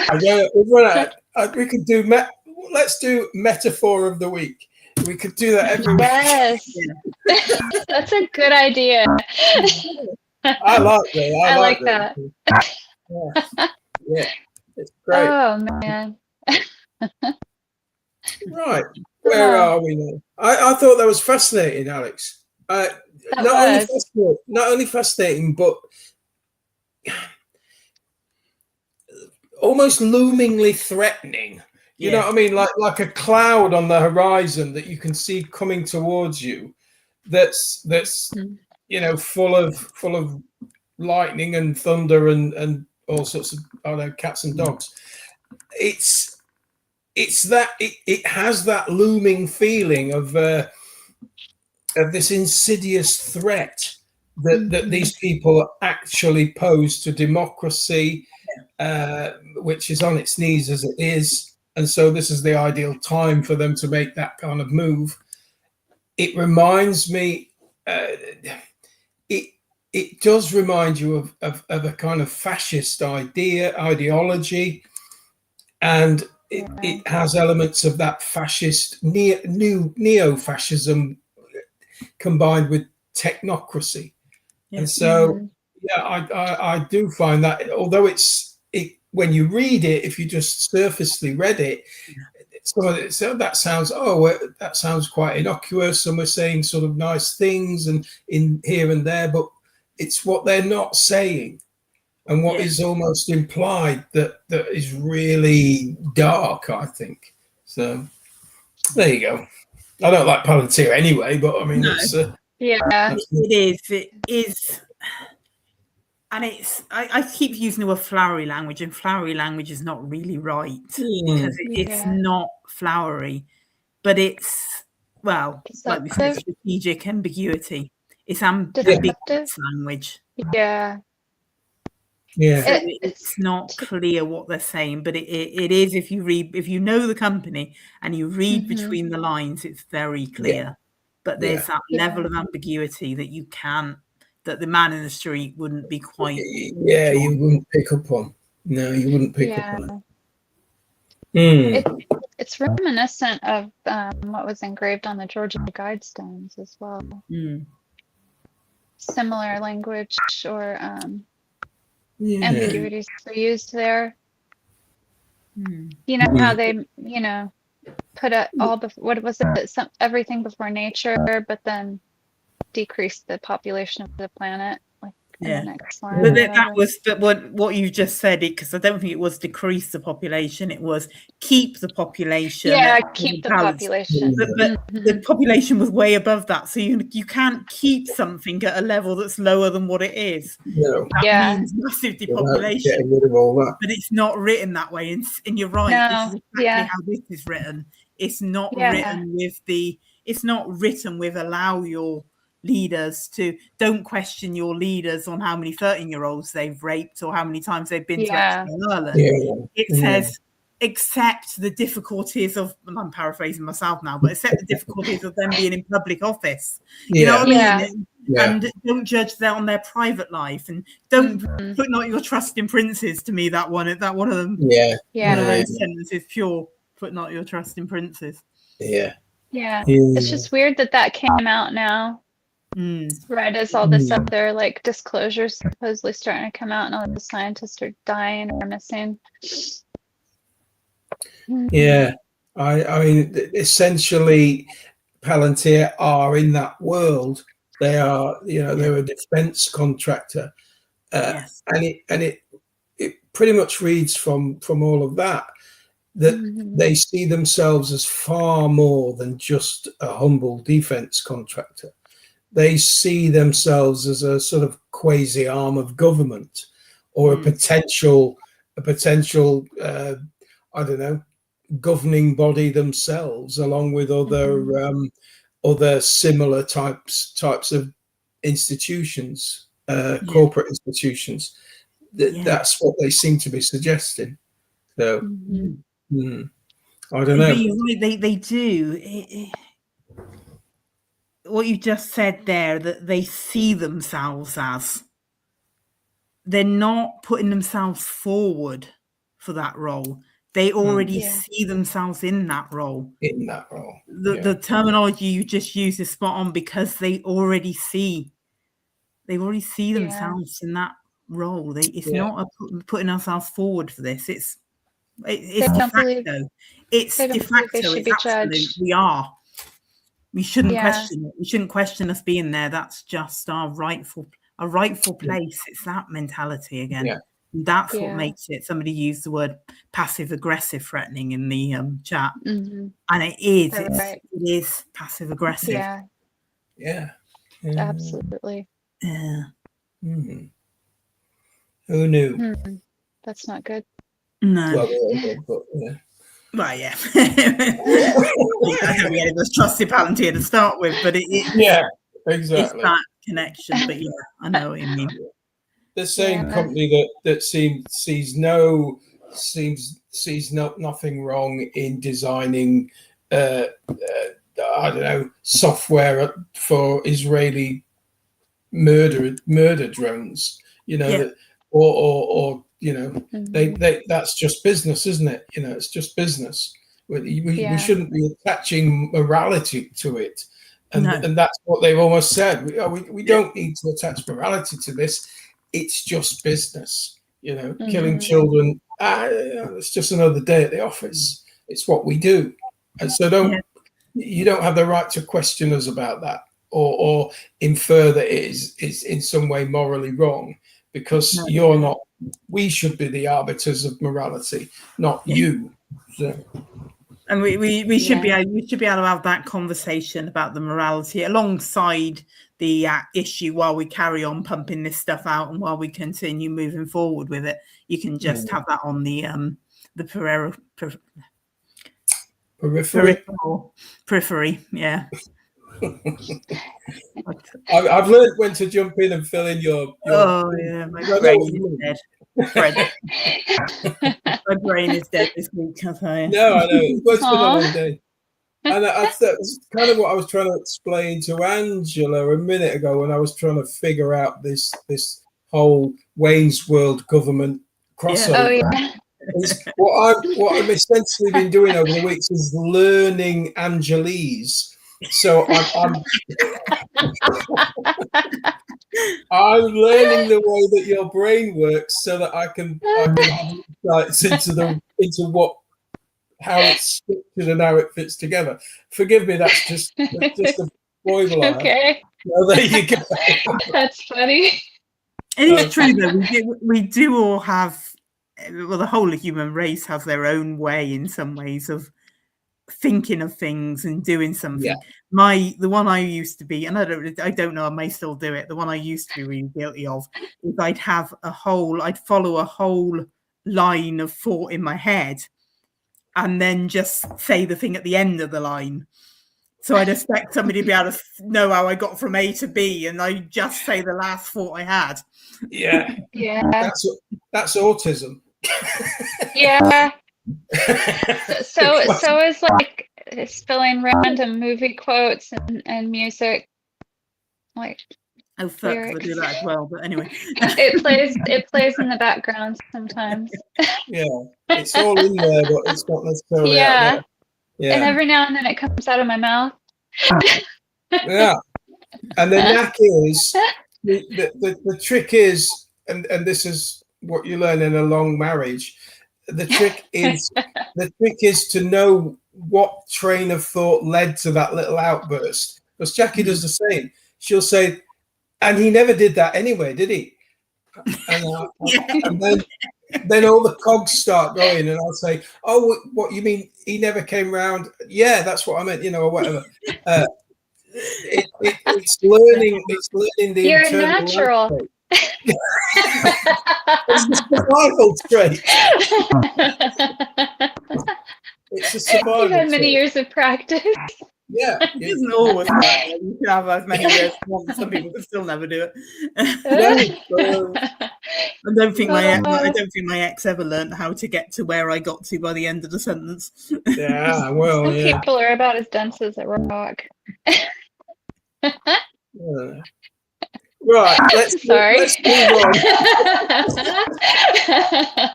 Should we move on? Yeah, I Where think we are should. we? Let's get to Angela. 'Cause I'm begging to know what ghost murmuring, whatever that. Well, I'm gagging to know about that. Okay. Do you want to put up the first slide, Alex? There's not going to be any words really much on the slides. I'm just going to read from everything I've found on the internet, which isn't a whole lot, but I think it's becoming more now. So Ghost Murmur is a classified CIA surveillance tool reportedly used for the first time in April 2026, so it likely wasn't used for the first time then, to rescue a downed U.S. airman in southern Iran. Remember the guy that crashed? The technology is designed to detect the unique electromagnetic signature of a human heartbeat from distances as far as 40 miles away. I accidentally told Alex 4, but it's 40 miles, even when the person is concealed in rugged terrain like rocks and mountains, rocky mountains. So also below the surface of the earth. And I can't remember how many miles deep it goes. It's pretty deep.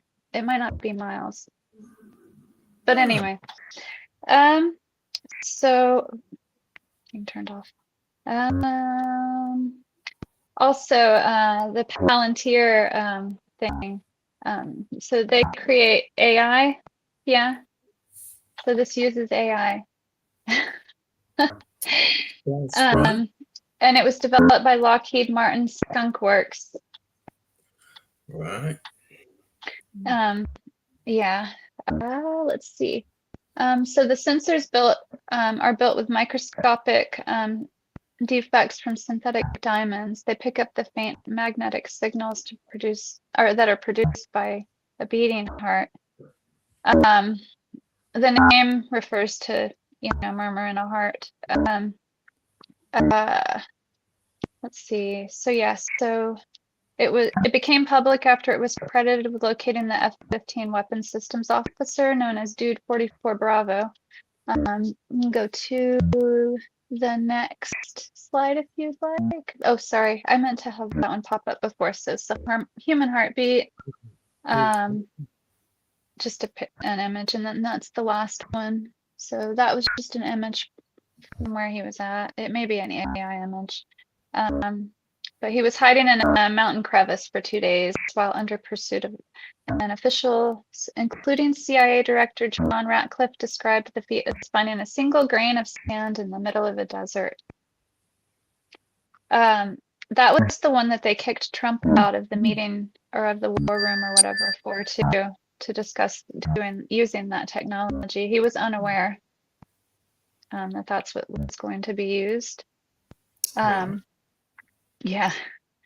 And let's see, let me scroll.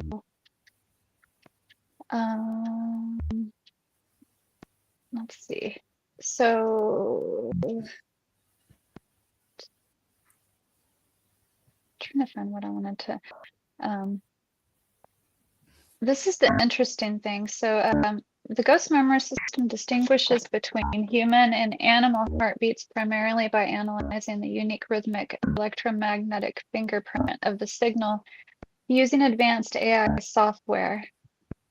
While the quantum sensors pick up all magnetic disturbances in the environment, including those from wildlife, the software acts as a sophisticated filter to isolate the specific biologic signatures. So it's using Tesla's technology, really. Let's see. So the electromagnetic signature, they can use, oh gosh, I can see it in my head. I'm trying to figure out how to describe it. You're doing okay. I had it better in my head before all of my notes got wiped. Sorry. But it uses there's these black projects, which is Ghost Murmur. They use the theory of unlimited energy, was what I was trying to get to. Like derived from dark energy is most commonly referred to as 0-point energy, or vacuum energy extraction, which is one of Nikola Tesla's theories. And one of his inventions or more, that you could pull the energy out of black or dark matter, dark energy, not just out of the earth or out of the electromagnetic, what did they call it? It's plasma now, but they called it ether. Yeah, out of the ether. Yeah. So it goes past, because it picks up the electromagnetic. So you take away all of everything else that's seen. You take away all of those other magnetism type signals, and then you have that left. And then there's a it's based on the scalar theory, which is do you know what the scalar theory is? Yeah, scalar energy. I thought you did. Yeah. So Dr. Hal Puthoff, Puthoff is his last name. He has a lot of informative information about all of this. And he goes way back. Was it to the 70s or 80s, I believe? Yeah, he's really good, because he talks about how it often brings a mix of high level physics and controversy. He had patents in laser technology and all of these other science technologies. I'm sorry, but Alex is gone to bed. Alex went to bed, I think. I'm just joking.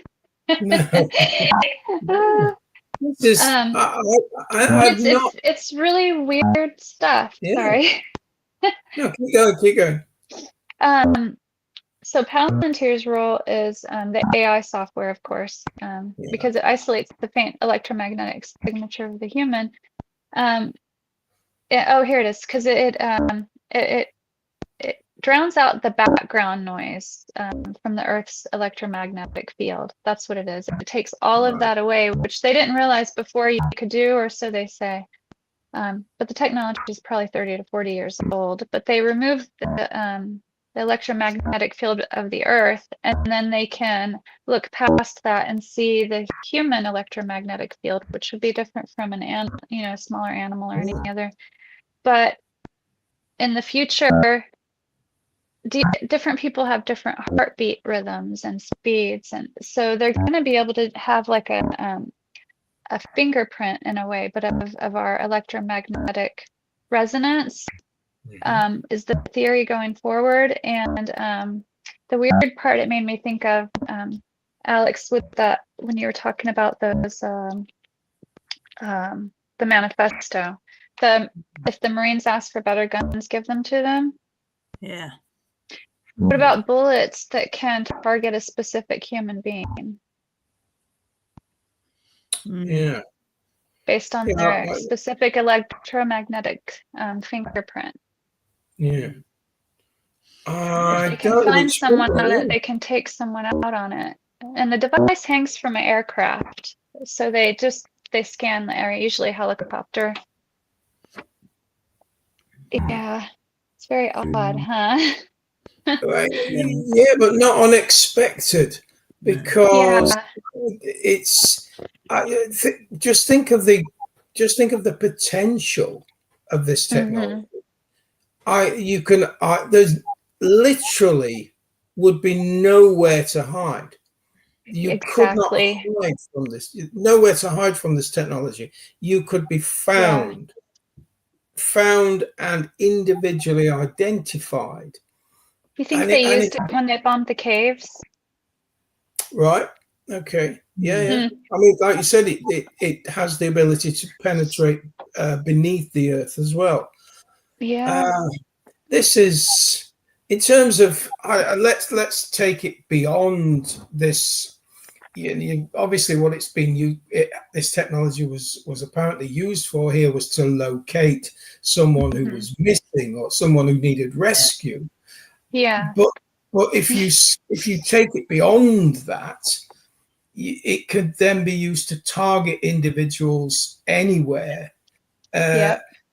And I was, when you started talking about individual bullets that can target people, I was watching. I was struggling to remember what the company was, but it was a similar kind of Palantir type company. And this guy was talking about individual, very small drones that could be that could target individuals by almost by scent, by their individual, exactly what you're talking about there, their individual magnetic resonance and almost what you might call their aura. So that seems to be where we're going. To me, this is in terms of control technology. This is a quantum leap as far as I'm concerned. Yeah. I don't know what you think, Alex.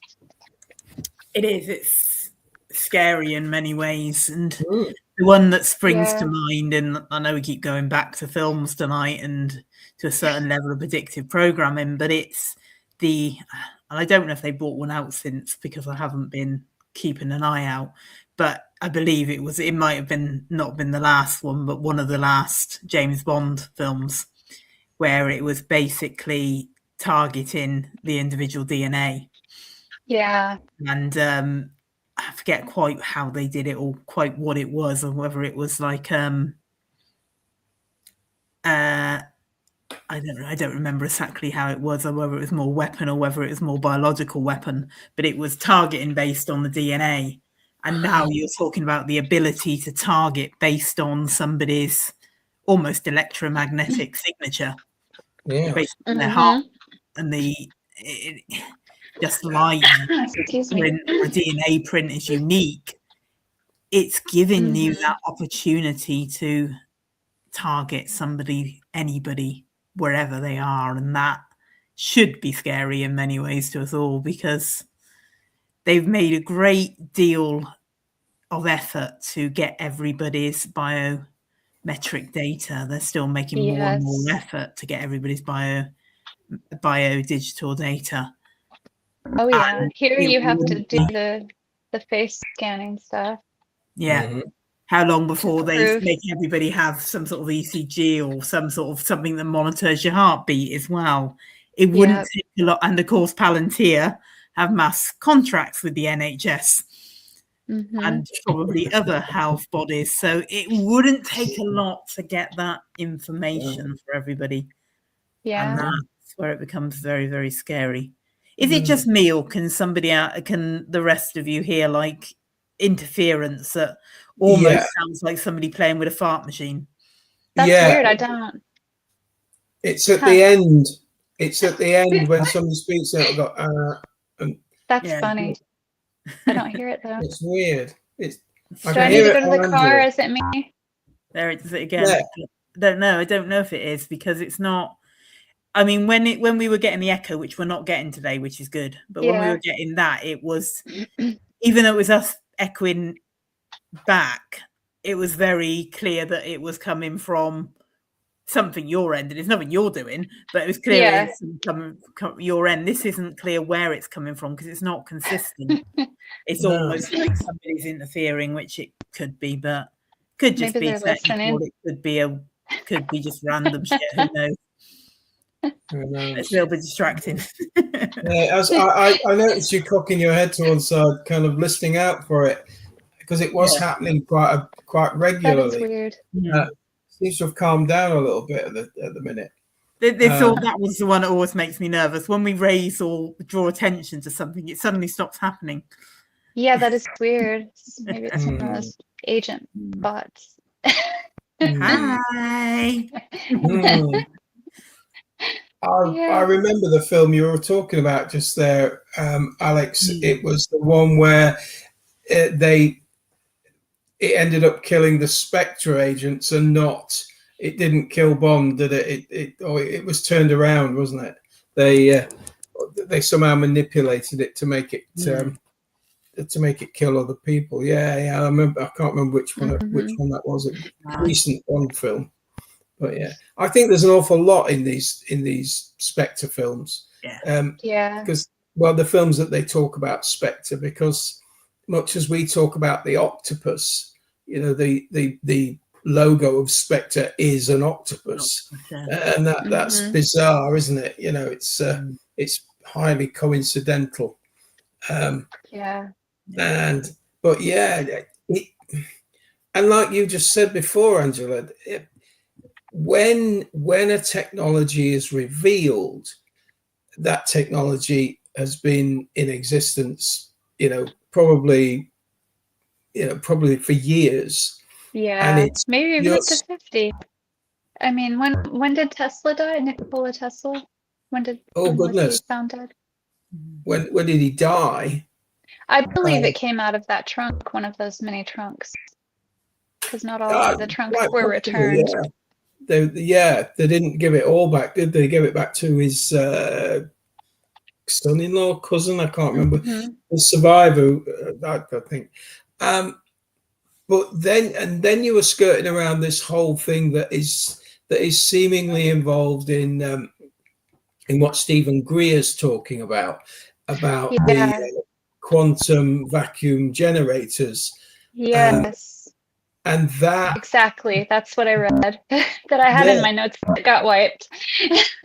Quantum vacuum generator, the endless amount of energy that you can pull out of something that we've stopped really using the term ether, but it's a term that's come back into more common usage, strangely enough, because it is coming from somewhere else. You know, this is like everywhere else. The fifth dimension, right? Yeah. Pulling because it out the fifth dimension, we're the third dimension living in the fourth dimension. We can't see the fifth dimension. So again, it's just another kind of confirmation almost that this is a reality, and that this is not just speculation, and that maybe that might have links into some kind of technology that we may have maybe found. Or would you say that perhaps that's just a natural progression? Because Tesla certainly talked about pulling free energy out of the ether. Yeah.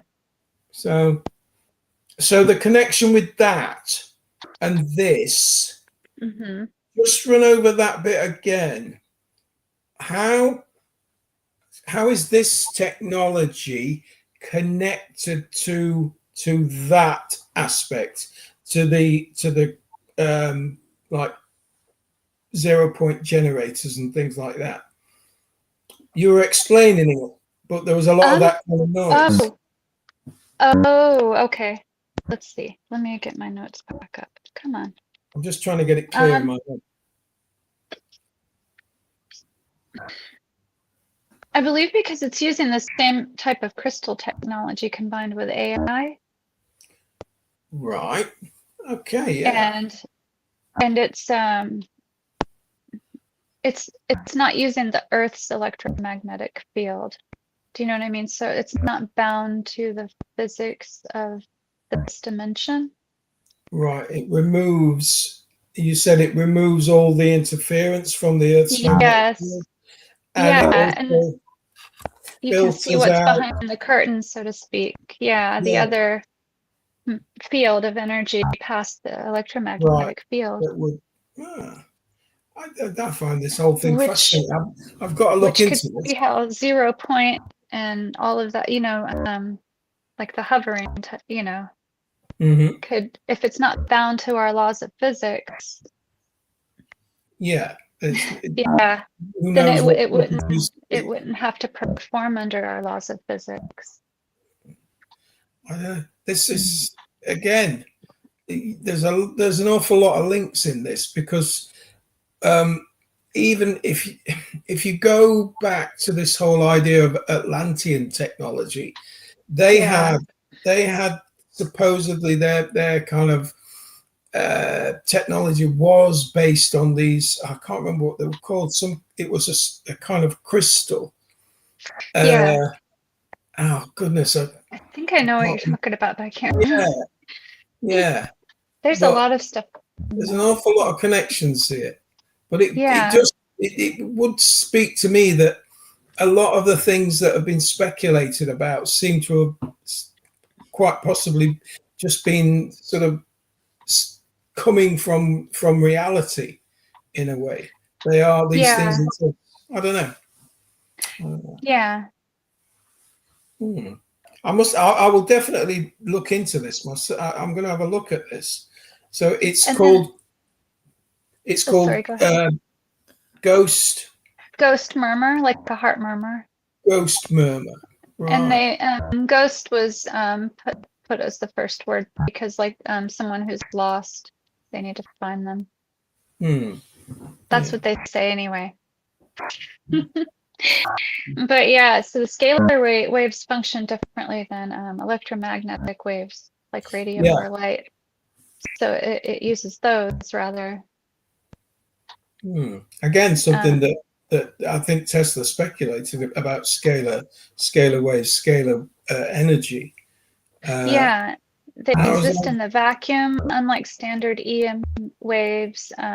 They can pass through solid rock and mountains like the Zagros range in Iran without losing strength, whereas like light and radio waves lose strength over time and distance. Yeah. These do not. There you go. What do you think, Alex? It's I find this deeply disturbing, to be honest. It is another deeply disturbing aspect. There's a lot of that going around. Yeah, a lot of that. Like it sounds really cool at first, and then when you sit on it for a little bit, and I found out about this 6 days ago.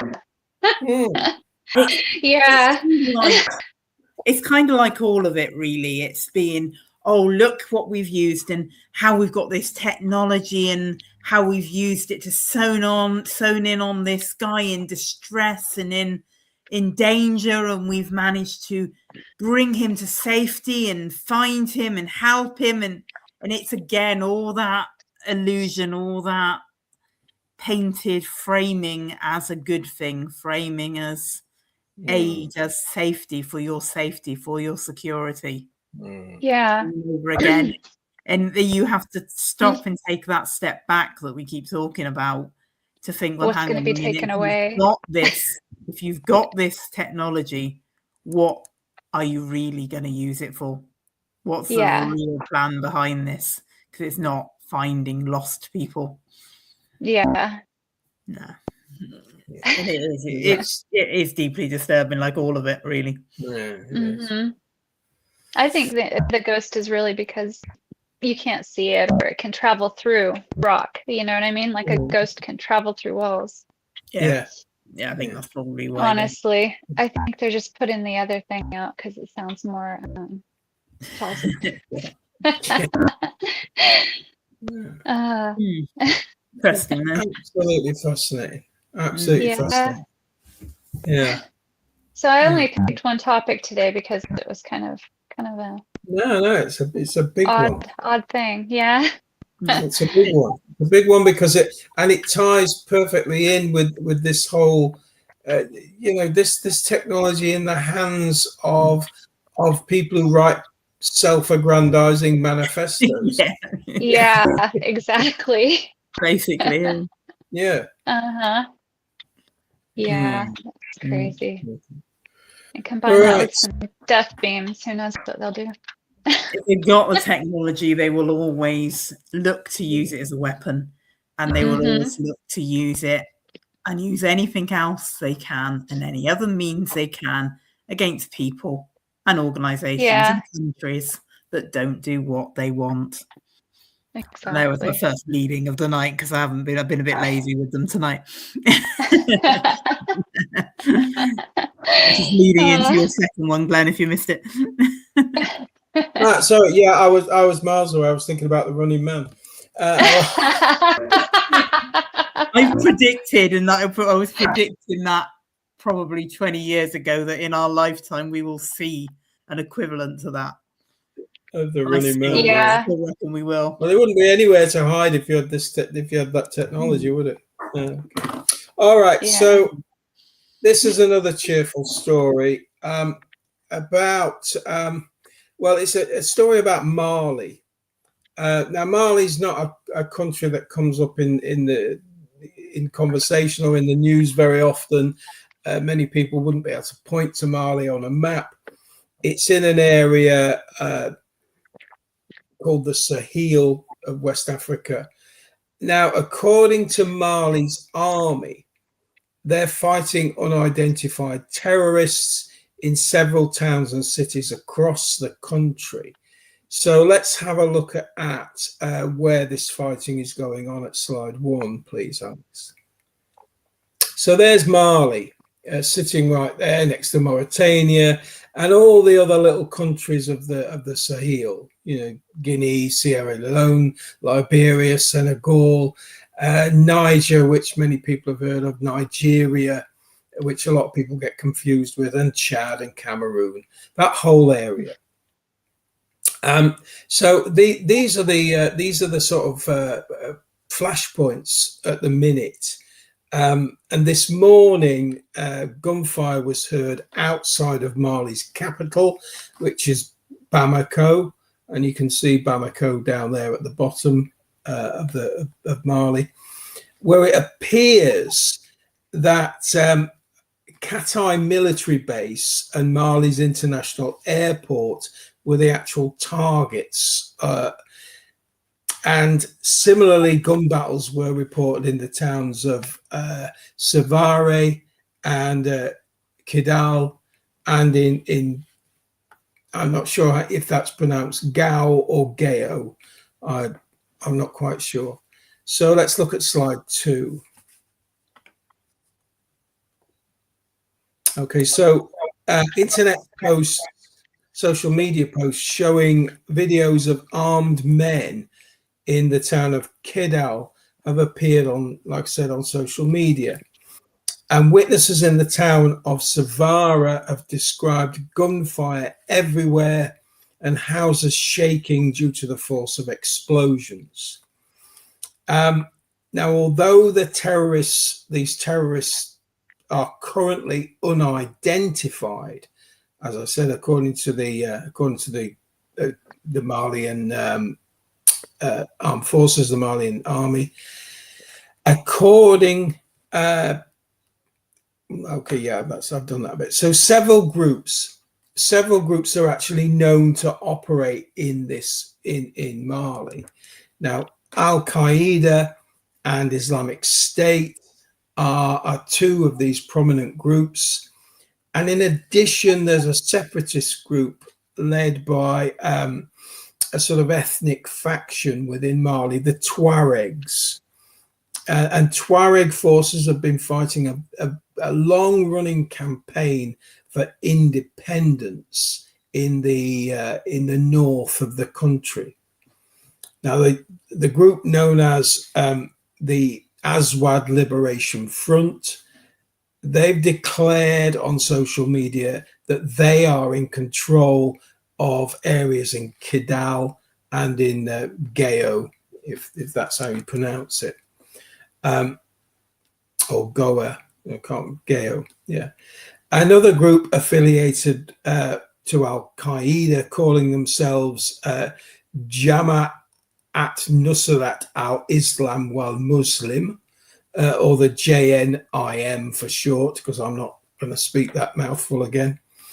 They also appear to be involved in these latest attacks, although they haven't currently claimed responsibility, but they have staged frequent attacks in the past. Now, Mali is currently being run essentially by a military junta, and it's led by President Assimi Goïta, who we can see here being inaugurated. There he is. I think that's a couple of years ago. Now, he's a former army colonel, Yeah, he was elected in 2024.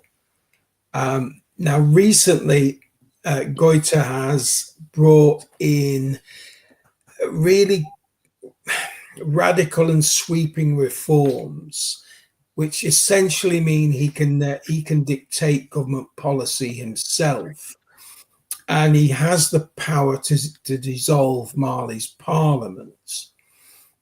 And the odd thing about these powers is that they were supposedly passed by a referendum.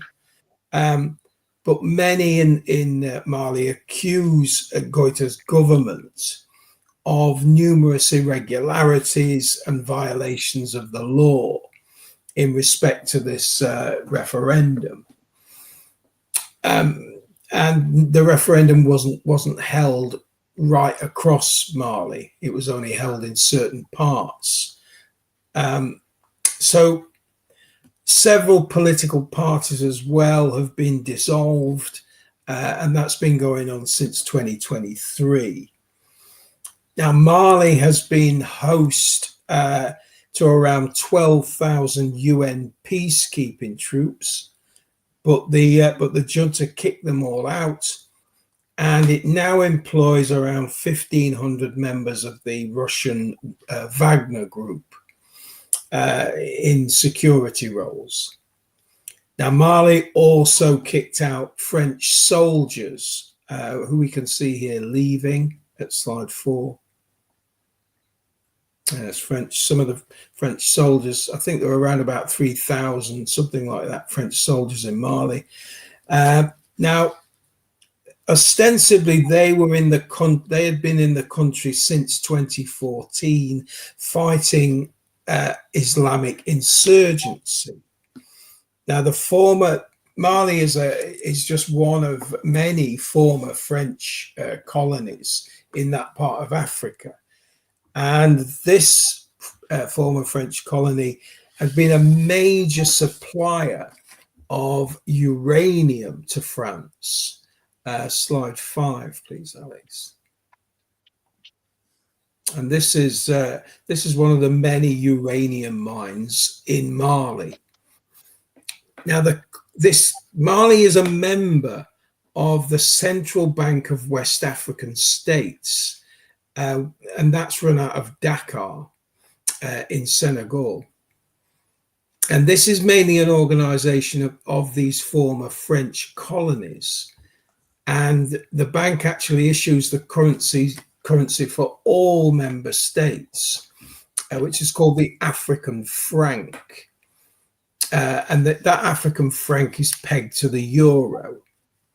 So in recent years, despite this arrangement, despite it still being sort of tied to this French financial system, its trade with France has actually declined quite markedly. And the country has pivoted towards China and Russia in terms of its exports. Now, this recent upsurge in Islamist attacks is part of an ongoing struggle against the junta, and it appears the junta aren't actually winning this conflict. But many suspect that these militant groups are actually being funded by America in a similar way to the funding for al-Nusra in Syria. If the military government can be overthrown, Mali's resources and supplies of minerals such as uranium, and it's also got quite a lot of gold, could become available to the US. But conversely, if the country could be kept in a state of chaos, these resources could be disrupted and so halt the flow of uranium and gold and other resources to China and Russia. In either case, this would be viewed as a win by the US administration. So what are we actually seeing in Mali? Are we seeing this? Are we seeing an Islamic, an attempted Islamic revolution, or are we seeing something more sinister along the lines of Syria, where these groups were used to overthrow Assad? Sorry. So that was the question that this situation has kind of raised, and I thought we could maybe just sort of bat that around for a bit and see what we think. Okay. I believe it's the latter. What caused chaos? Mm-hmm. Just yeah. Which has been the case in an awful lot of countries. I mean, the term failed state. Mm-hmm. Failed states. Well, look at Libya. Sorry. Yeah. It's the pattern. It is. I mean, unless proven otherwise. Yeah. No, I think you're correct. Yeah. I think the kind of exception one of the exceptions may be Syria, where they somehow miraculously that former vicious head chopping Islamist sort of force suddenly turns into the government and starts acting in a completely different way and starts visiting the White House and making deals with Trump. Yeah. So that's why I think that it doesn't matter which way the scales balance on this, America would view that as a win. They're still going to be exploited for those resources, the natural resources, regardless. Yeah, that's what will happen in the end. Exactly. It's more than just chaos, in my opinion, anyway. They've not been happy. The US to a certain degree, but Europe and France more specifically have not been happy with the whole, because there's the three of them. There's the new alliance of the Sahel states, which is Mali, Niger, and Burkina Faso. And they've not been happy with those three because they've turned their back on ECOWAS, which was basically controlled, and it was the Western world's body in Africa. And they've turned their back on that. They've gone their own way. They've started, and I don't know so much about the junta leader in Mali to know if nobody's all good, nobody's all bad, but to know which way he leans, to whether he has an element of being power hungry or whether he purely is looking for the good of his people. I don't know enough about him to judge that. No. I've got a lot of time for Ibrahim Traoré, as I've said before, and the guy in Burkina Faso. And the fact that there's the alliance between the three makes me give the guy in Mali the benefit of the doubt, as well as the guy in Niger. But France doesn't like it. France has never liked it since they booted them out. The West doesn't like it, and America doesn't like it. And they are the main people they're fighting is this NMIN, which is basically an Al Qaeda splinter. Of course, and that is again, it's another one of those worst kept secrets in the world, because Al Qaeda is US, is CIA funded, and exactly. Where the CIA goes, MI6 isn't far behind, and Mossad isn't far behind that. They're all they're all one big in bed together in the middle. But they are Western funded. They are and the other side, they didn't like the countries going out on their own. They didn't like them booting out the French soldiers. Getting rid of, in some ways, I don't know if they are still linked. You say they're still linked to the African version of the franc, but in some ways some of them were trying to kick out the French currency and all of that. Yeah. So they may have not got there yet, but that's potentially on the agenda. I think that's correct, because they are in essence controlled by this French, entirely French central bank mechanism that was set up, in the kind of post-colonial days to ensure that these countries were still tied to their old colonial masters. And and you're exactly correct that it is part of this general movement towards independence and a restructuring of the way that they deal with the rest of the world. And I think also what has really, like I said, pissed off France and pissed off the US is the fact that they are, like many countries, starting to look to the east, you might say. They're looking to China, they're looking to Russia, and they seem to be becoming absorbed into this whole new, what you might call a new world order, where BRICS and maybe a kind of African alliance along those lines might replace what has been what has been controlling Africa for centuries. Yeah. And they've pivoted to Russia and they've pivoted to China, and there's a good reason for that, and an understandable reason for that, because they are prepared to trade with them. They're prepared to, I don't know if Glenn's frozen, they're prepared to work, oh no, you're not. They're prepared to work with them and to make deals with them rather than try to control them. They don't look at them down as colonists. They don't look at them down as their colonial territories. They try to treat them as equals.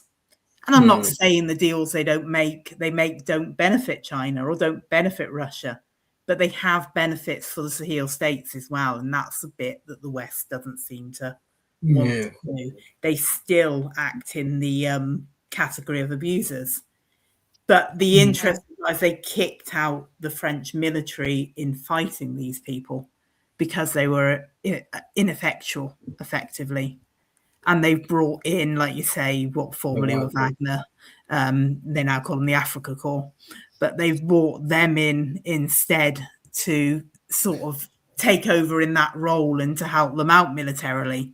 Yeah. And that, of course, again, puts them at a point of contention with the West. And a lot of the trouble that's been done, they've even had connections to, because obviously of the Ukraine conflict, they've traced some of the insurrections and some of the occurrences back to Ukraine. I don't think they have specifically in this case, though Russia have called out and said it's Western interference, but they've not named specific countries. The leaning suggestion is towards France as the former colonial power. But the fact to me that it's Al-Qaeda and people like this, it's still they're US funded. Yeah. So it's somewhere between France, America.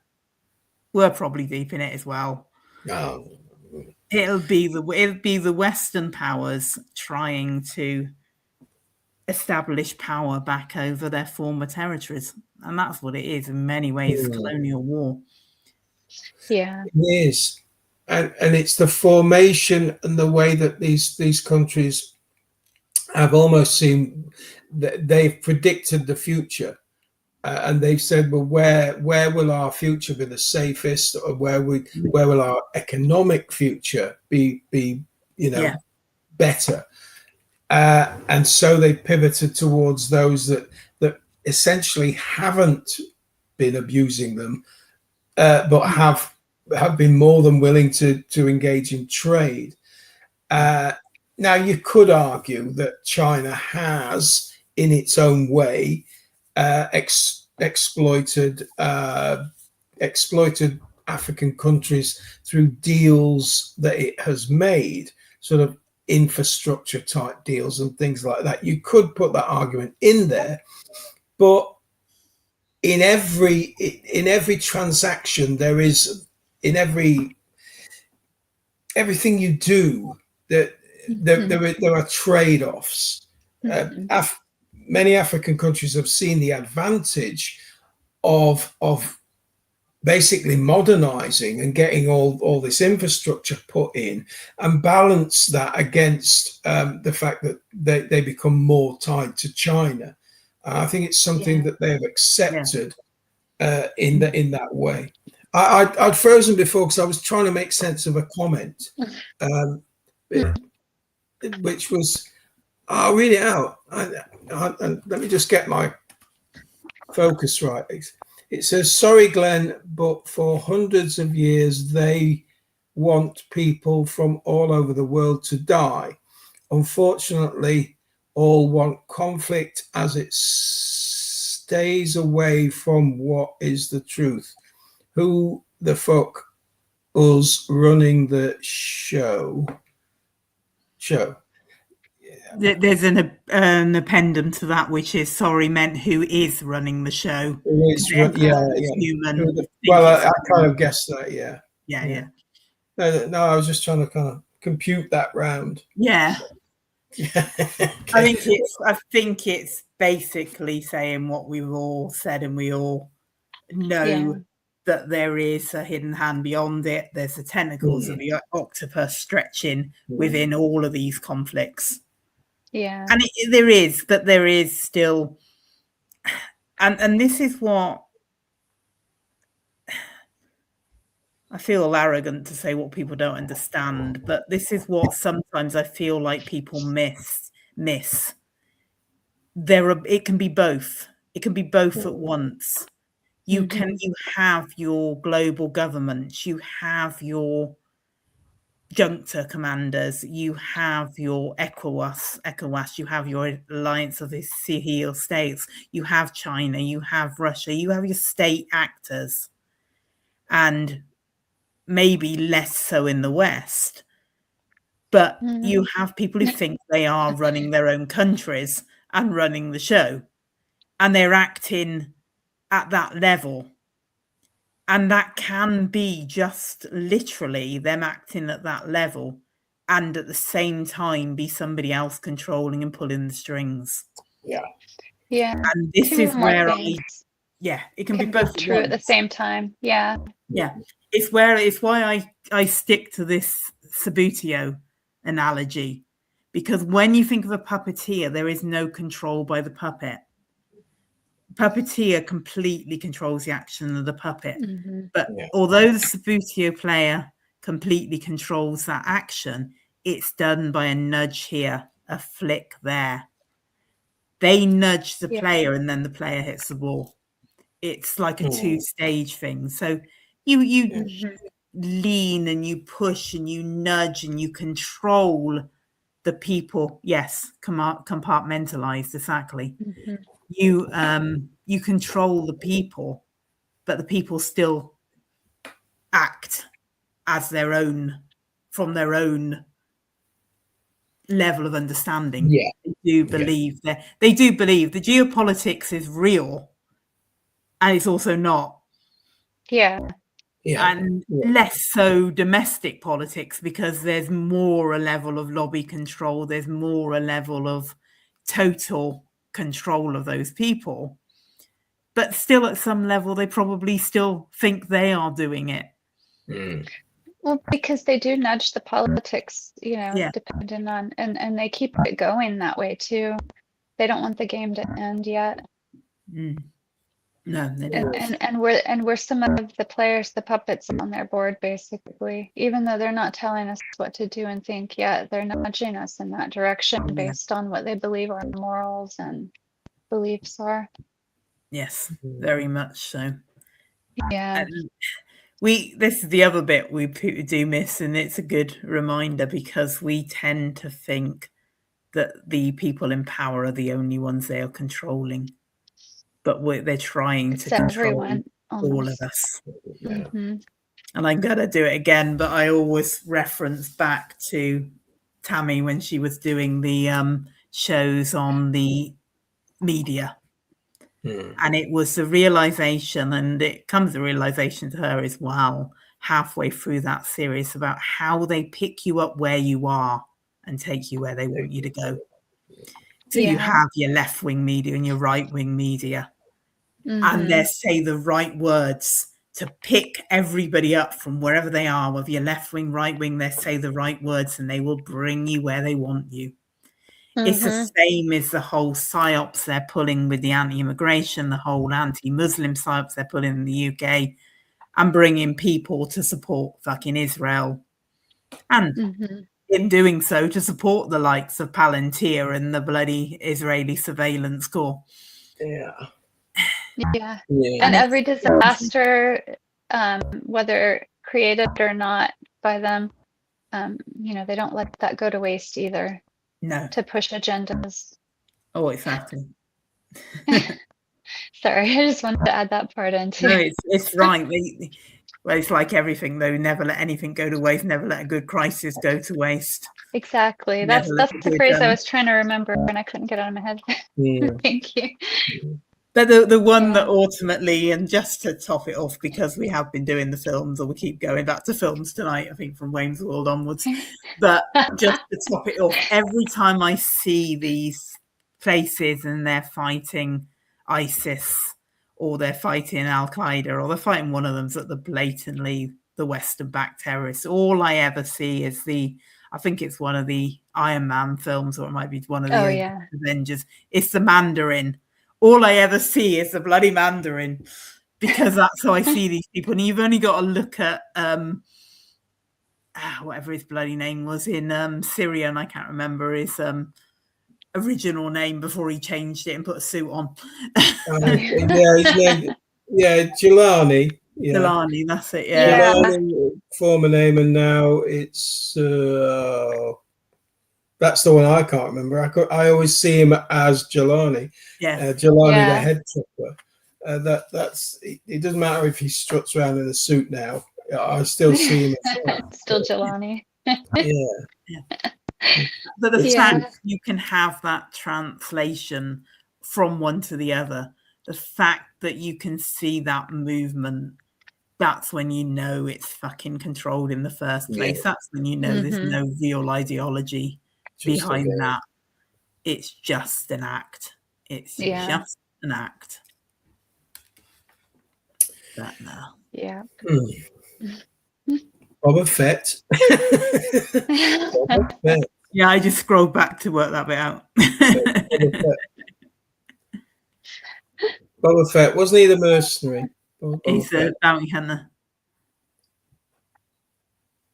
Is that the bounty hunter in Star Trek? Star Wars. Star Wars? Oh, yeah. I'm thinking of the wrong one. I'm thinking of the guy in The Mandalorian. Well, he is Mandalorian in a way, but he's in Mandalorian armor anyway.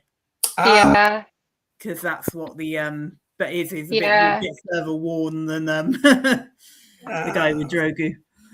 Now I'm gonna have that mental image in my head. As the night's gone on, I've become increasingly hard of thinking. I don't know how you guys do it that late there. It's only 5:34 here. No, my eyes are closing now. I know that one. No, it's it's not that late. It's the fact that Sundays are a very sort of cerebral day. Yeah. There's an awful lot to think about. There's an awful lot. Monday tomorrow. And the conversations that we have, and all of these sort of interconnections and trying to work out how things fit together and everything. Eventually, it ends up just staring at a space, thinking about the Mandalorian. You're probably going to dream about that tonight.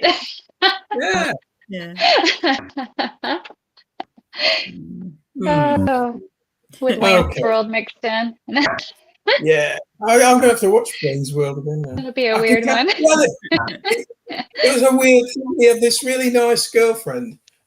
She was kind of Asian, I think. And you thought, that's a weird setup, you know. Well, anyway, now I'm deconstructing Wayne's World. Yeah. I know I can picture Wayne's World, but it always morphs into Bill and Ted with me. Yeah. Oh, yeah. Same era. I almost said that one first, and I'm like, no, that was before. Yeah. Mm-hmm. Yeah, it because that morphed was into one of Wayne's the World. ones I saw on at a drive-through. That one, Bill and Ted. My son When I was a kid. my son started a religion. I've told Alex this before. He started a religion called Bill and Tedism, and the Bill and Tedism only had one element, and if you think about it, it's the entire element of Christianity or any other decent religion, and the one element is be excellent to each other, and that covers everything. It's the same as, you know, love thy neighbor as you would love thyself. Exactly. It's the essence of everything, I think. But could you consider the duality of religions, though? Because could you consider the be excellent to each other as being the good side and the right side of, say, Christianity or the Abrahamic religions? And could you consider, therefore, the party on dude as being the ideology of Luciferianism? Yeah. Wow. Yes. Wow. That's excellent. There you go. So the entire spiritual war of the universe can be boiled down to party on dude and be excellent to each other. Yes. Fucking brilliant, Alex. I have to admit, I've been in the yin and yang symbol at being excellent to each other this week. Religion solved. Religion solved. That's amazing. Yes. That's very black and white. I like it. Don't change the simply senses of the best. That's funny. All right. Well, what have we been going now? 2 hours 36. Have we done everything? Have we covered everything? I think we have. I have for mine. So hands up who would like to stop here. Not you, no, all of us, right? I thought for one fucking minute you were going to keep your hands down. I had a pee. No, I think that's the best. Yeah. I did say earlier I'm going to try and keep it between 2 and 2.5 hours. We're slightly over the 2.5. Yeah. We're trying to stop too many marathons. Quite frankly, we've done Sunday afternoon and then get to Sunday evening as well.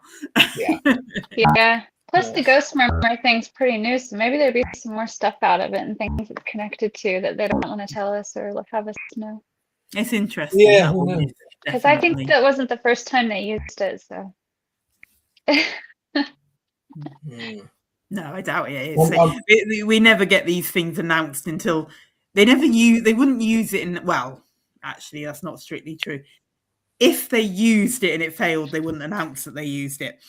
Yeah. They wouldn't be announcing they used it unless it was successful. So you can blatantly guess they've trialed it before and given it a trial run. And they likely wouldn't tell us if they used it to do something evil or bad with that we would see as that way. Exactly, yeah. At least not first off. They have to justify that first. But anyway, we're going to go from there.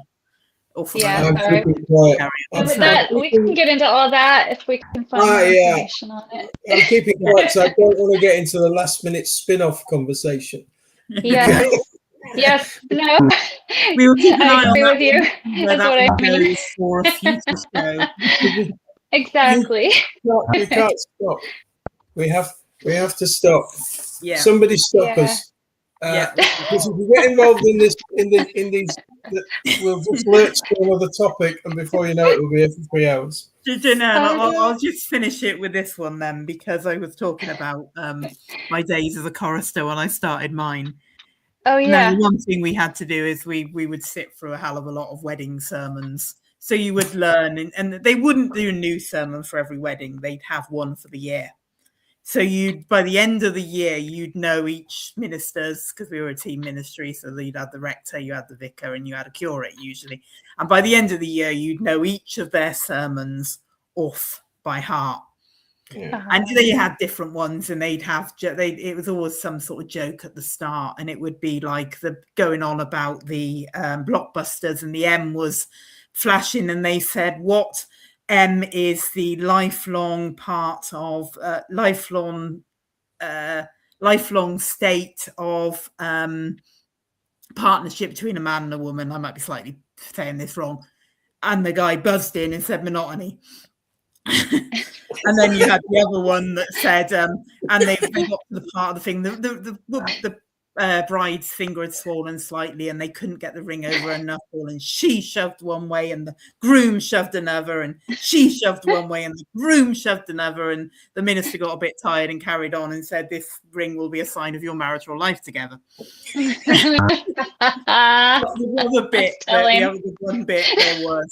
one bit they said was that they said, well, I do like it when the curate speaks, because when he says "and finally," he finishes. But when the vicar gets going and he says "lastly," doesn't he bloody last? I don't think they swore in it.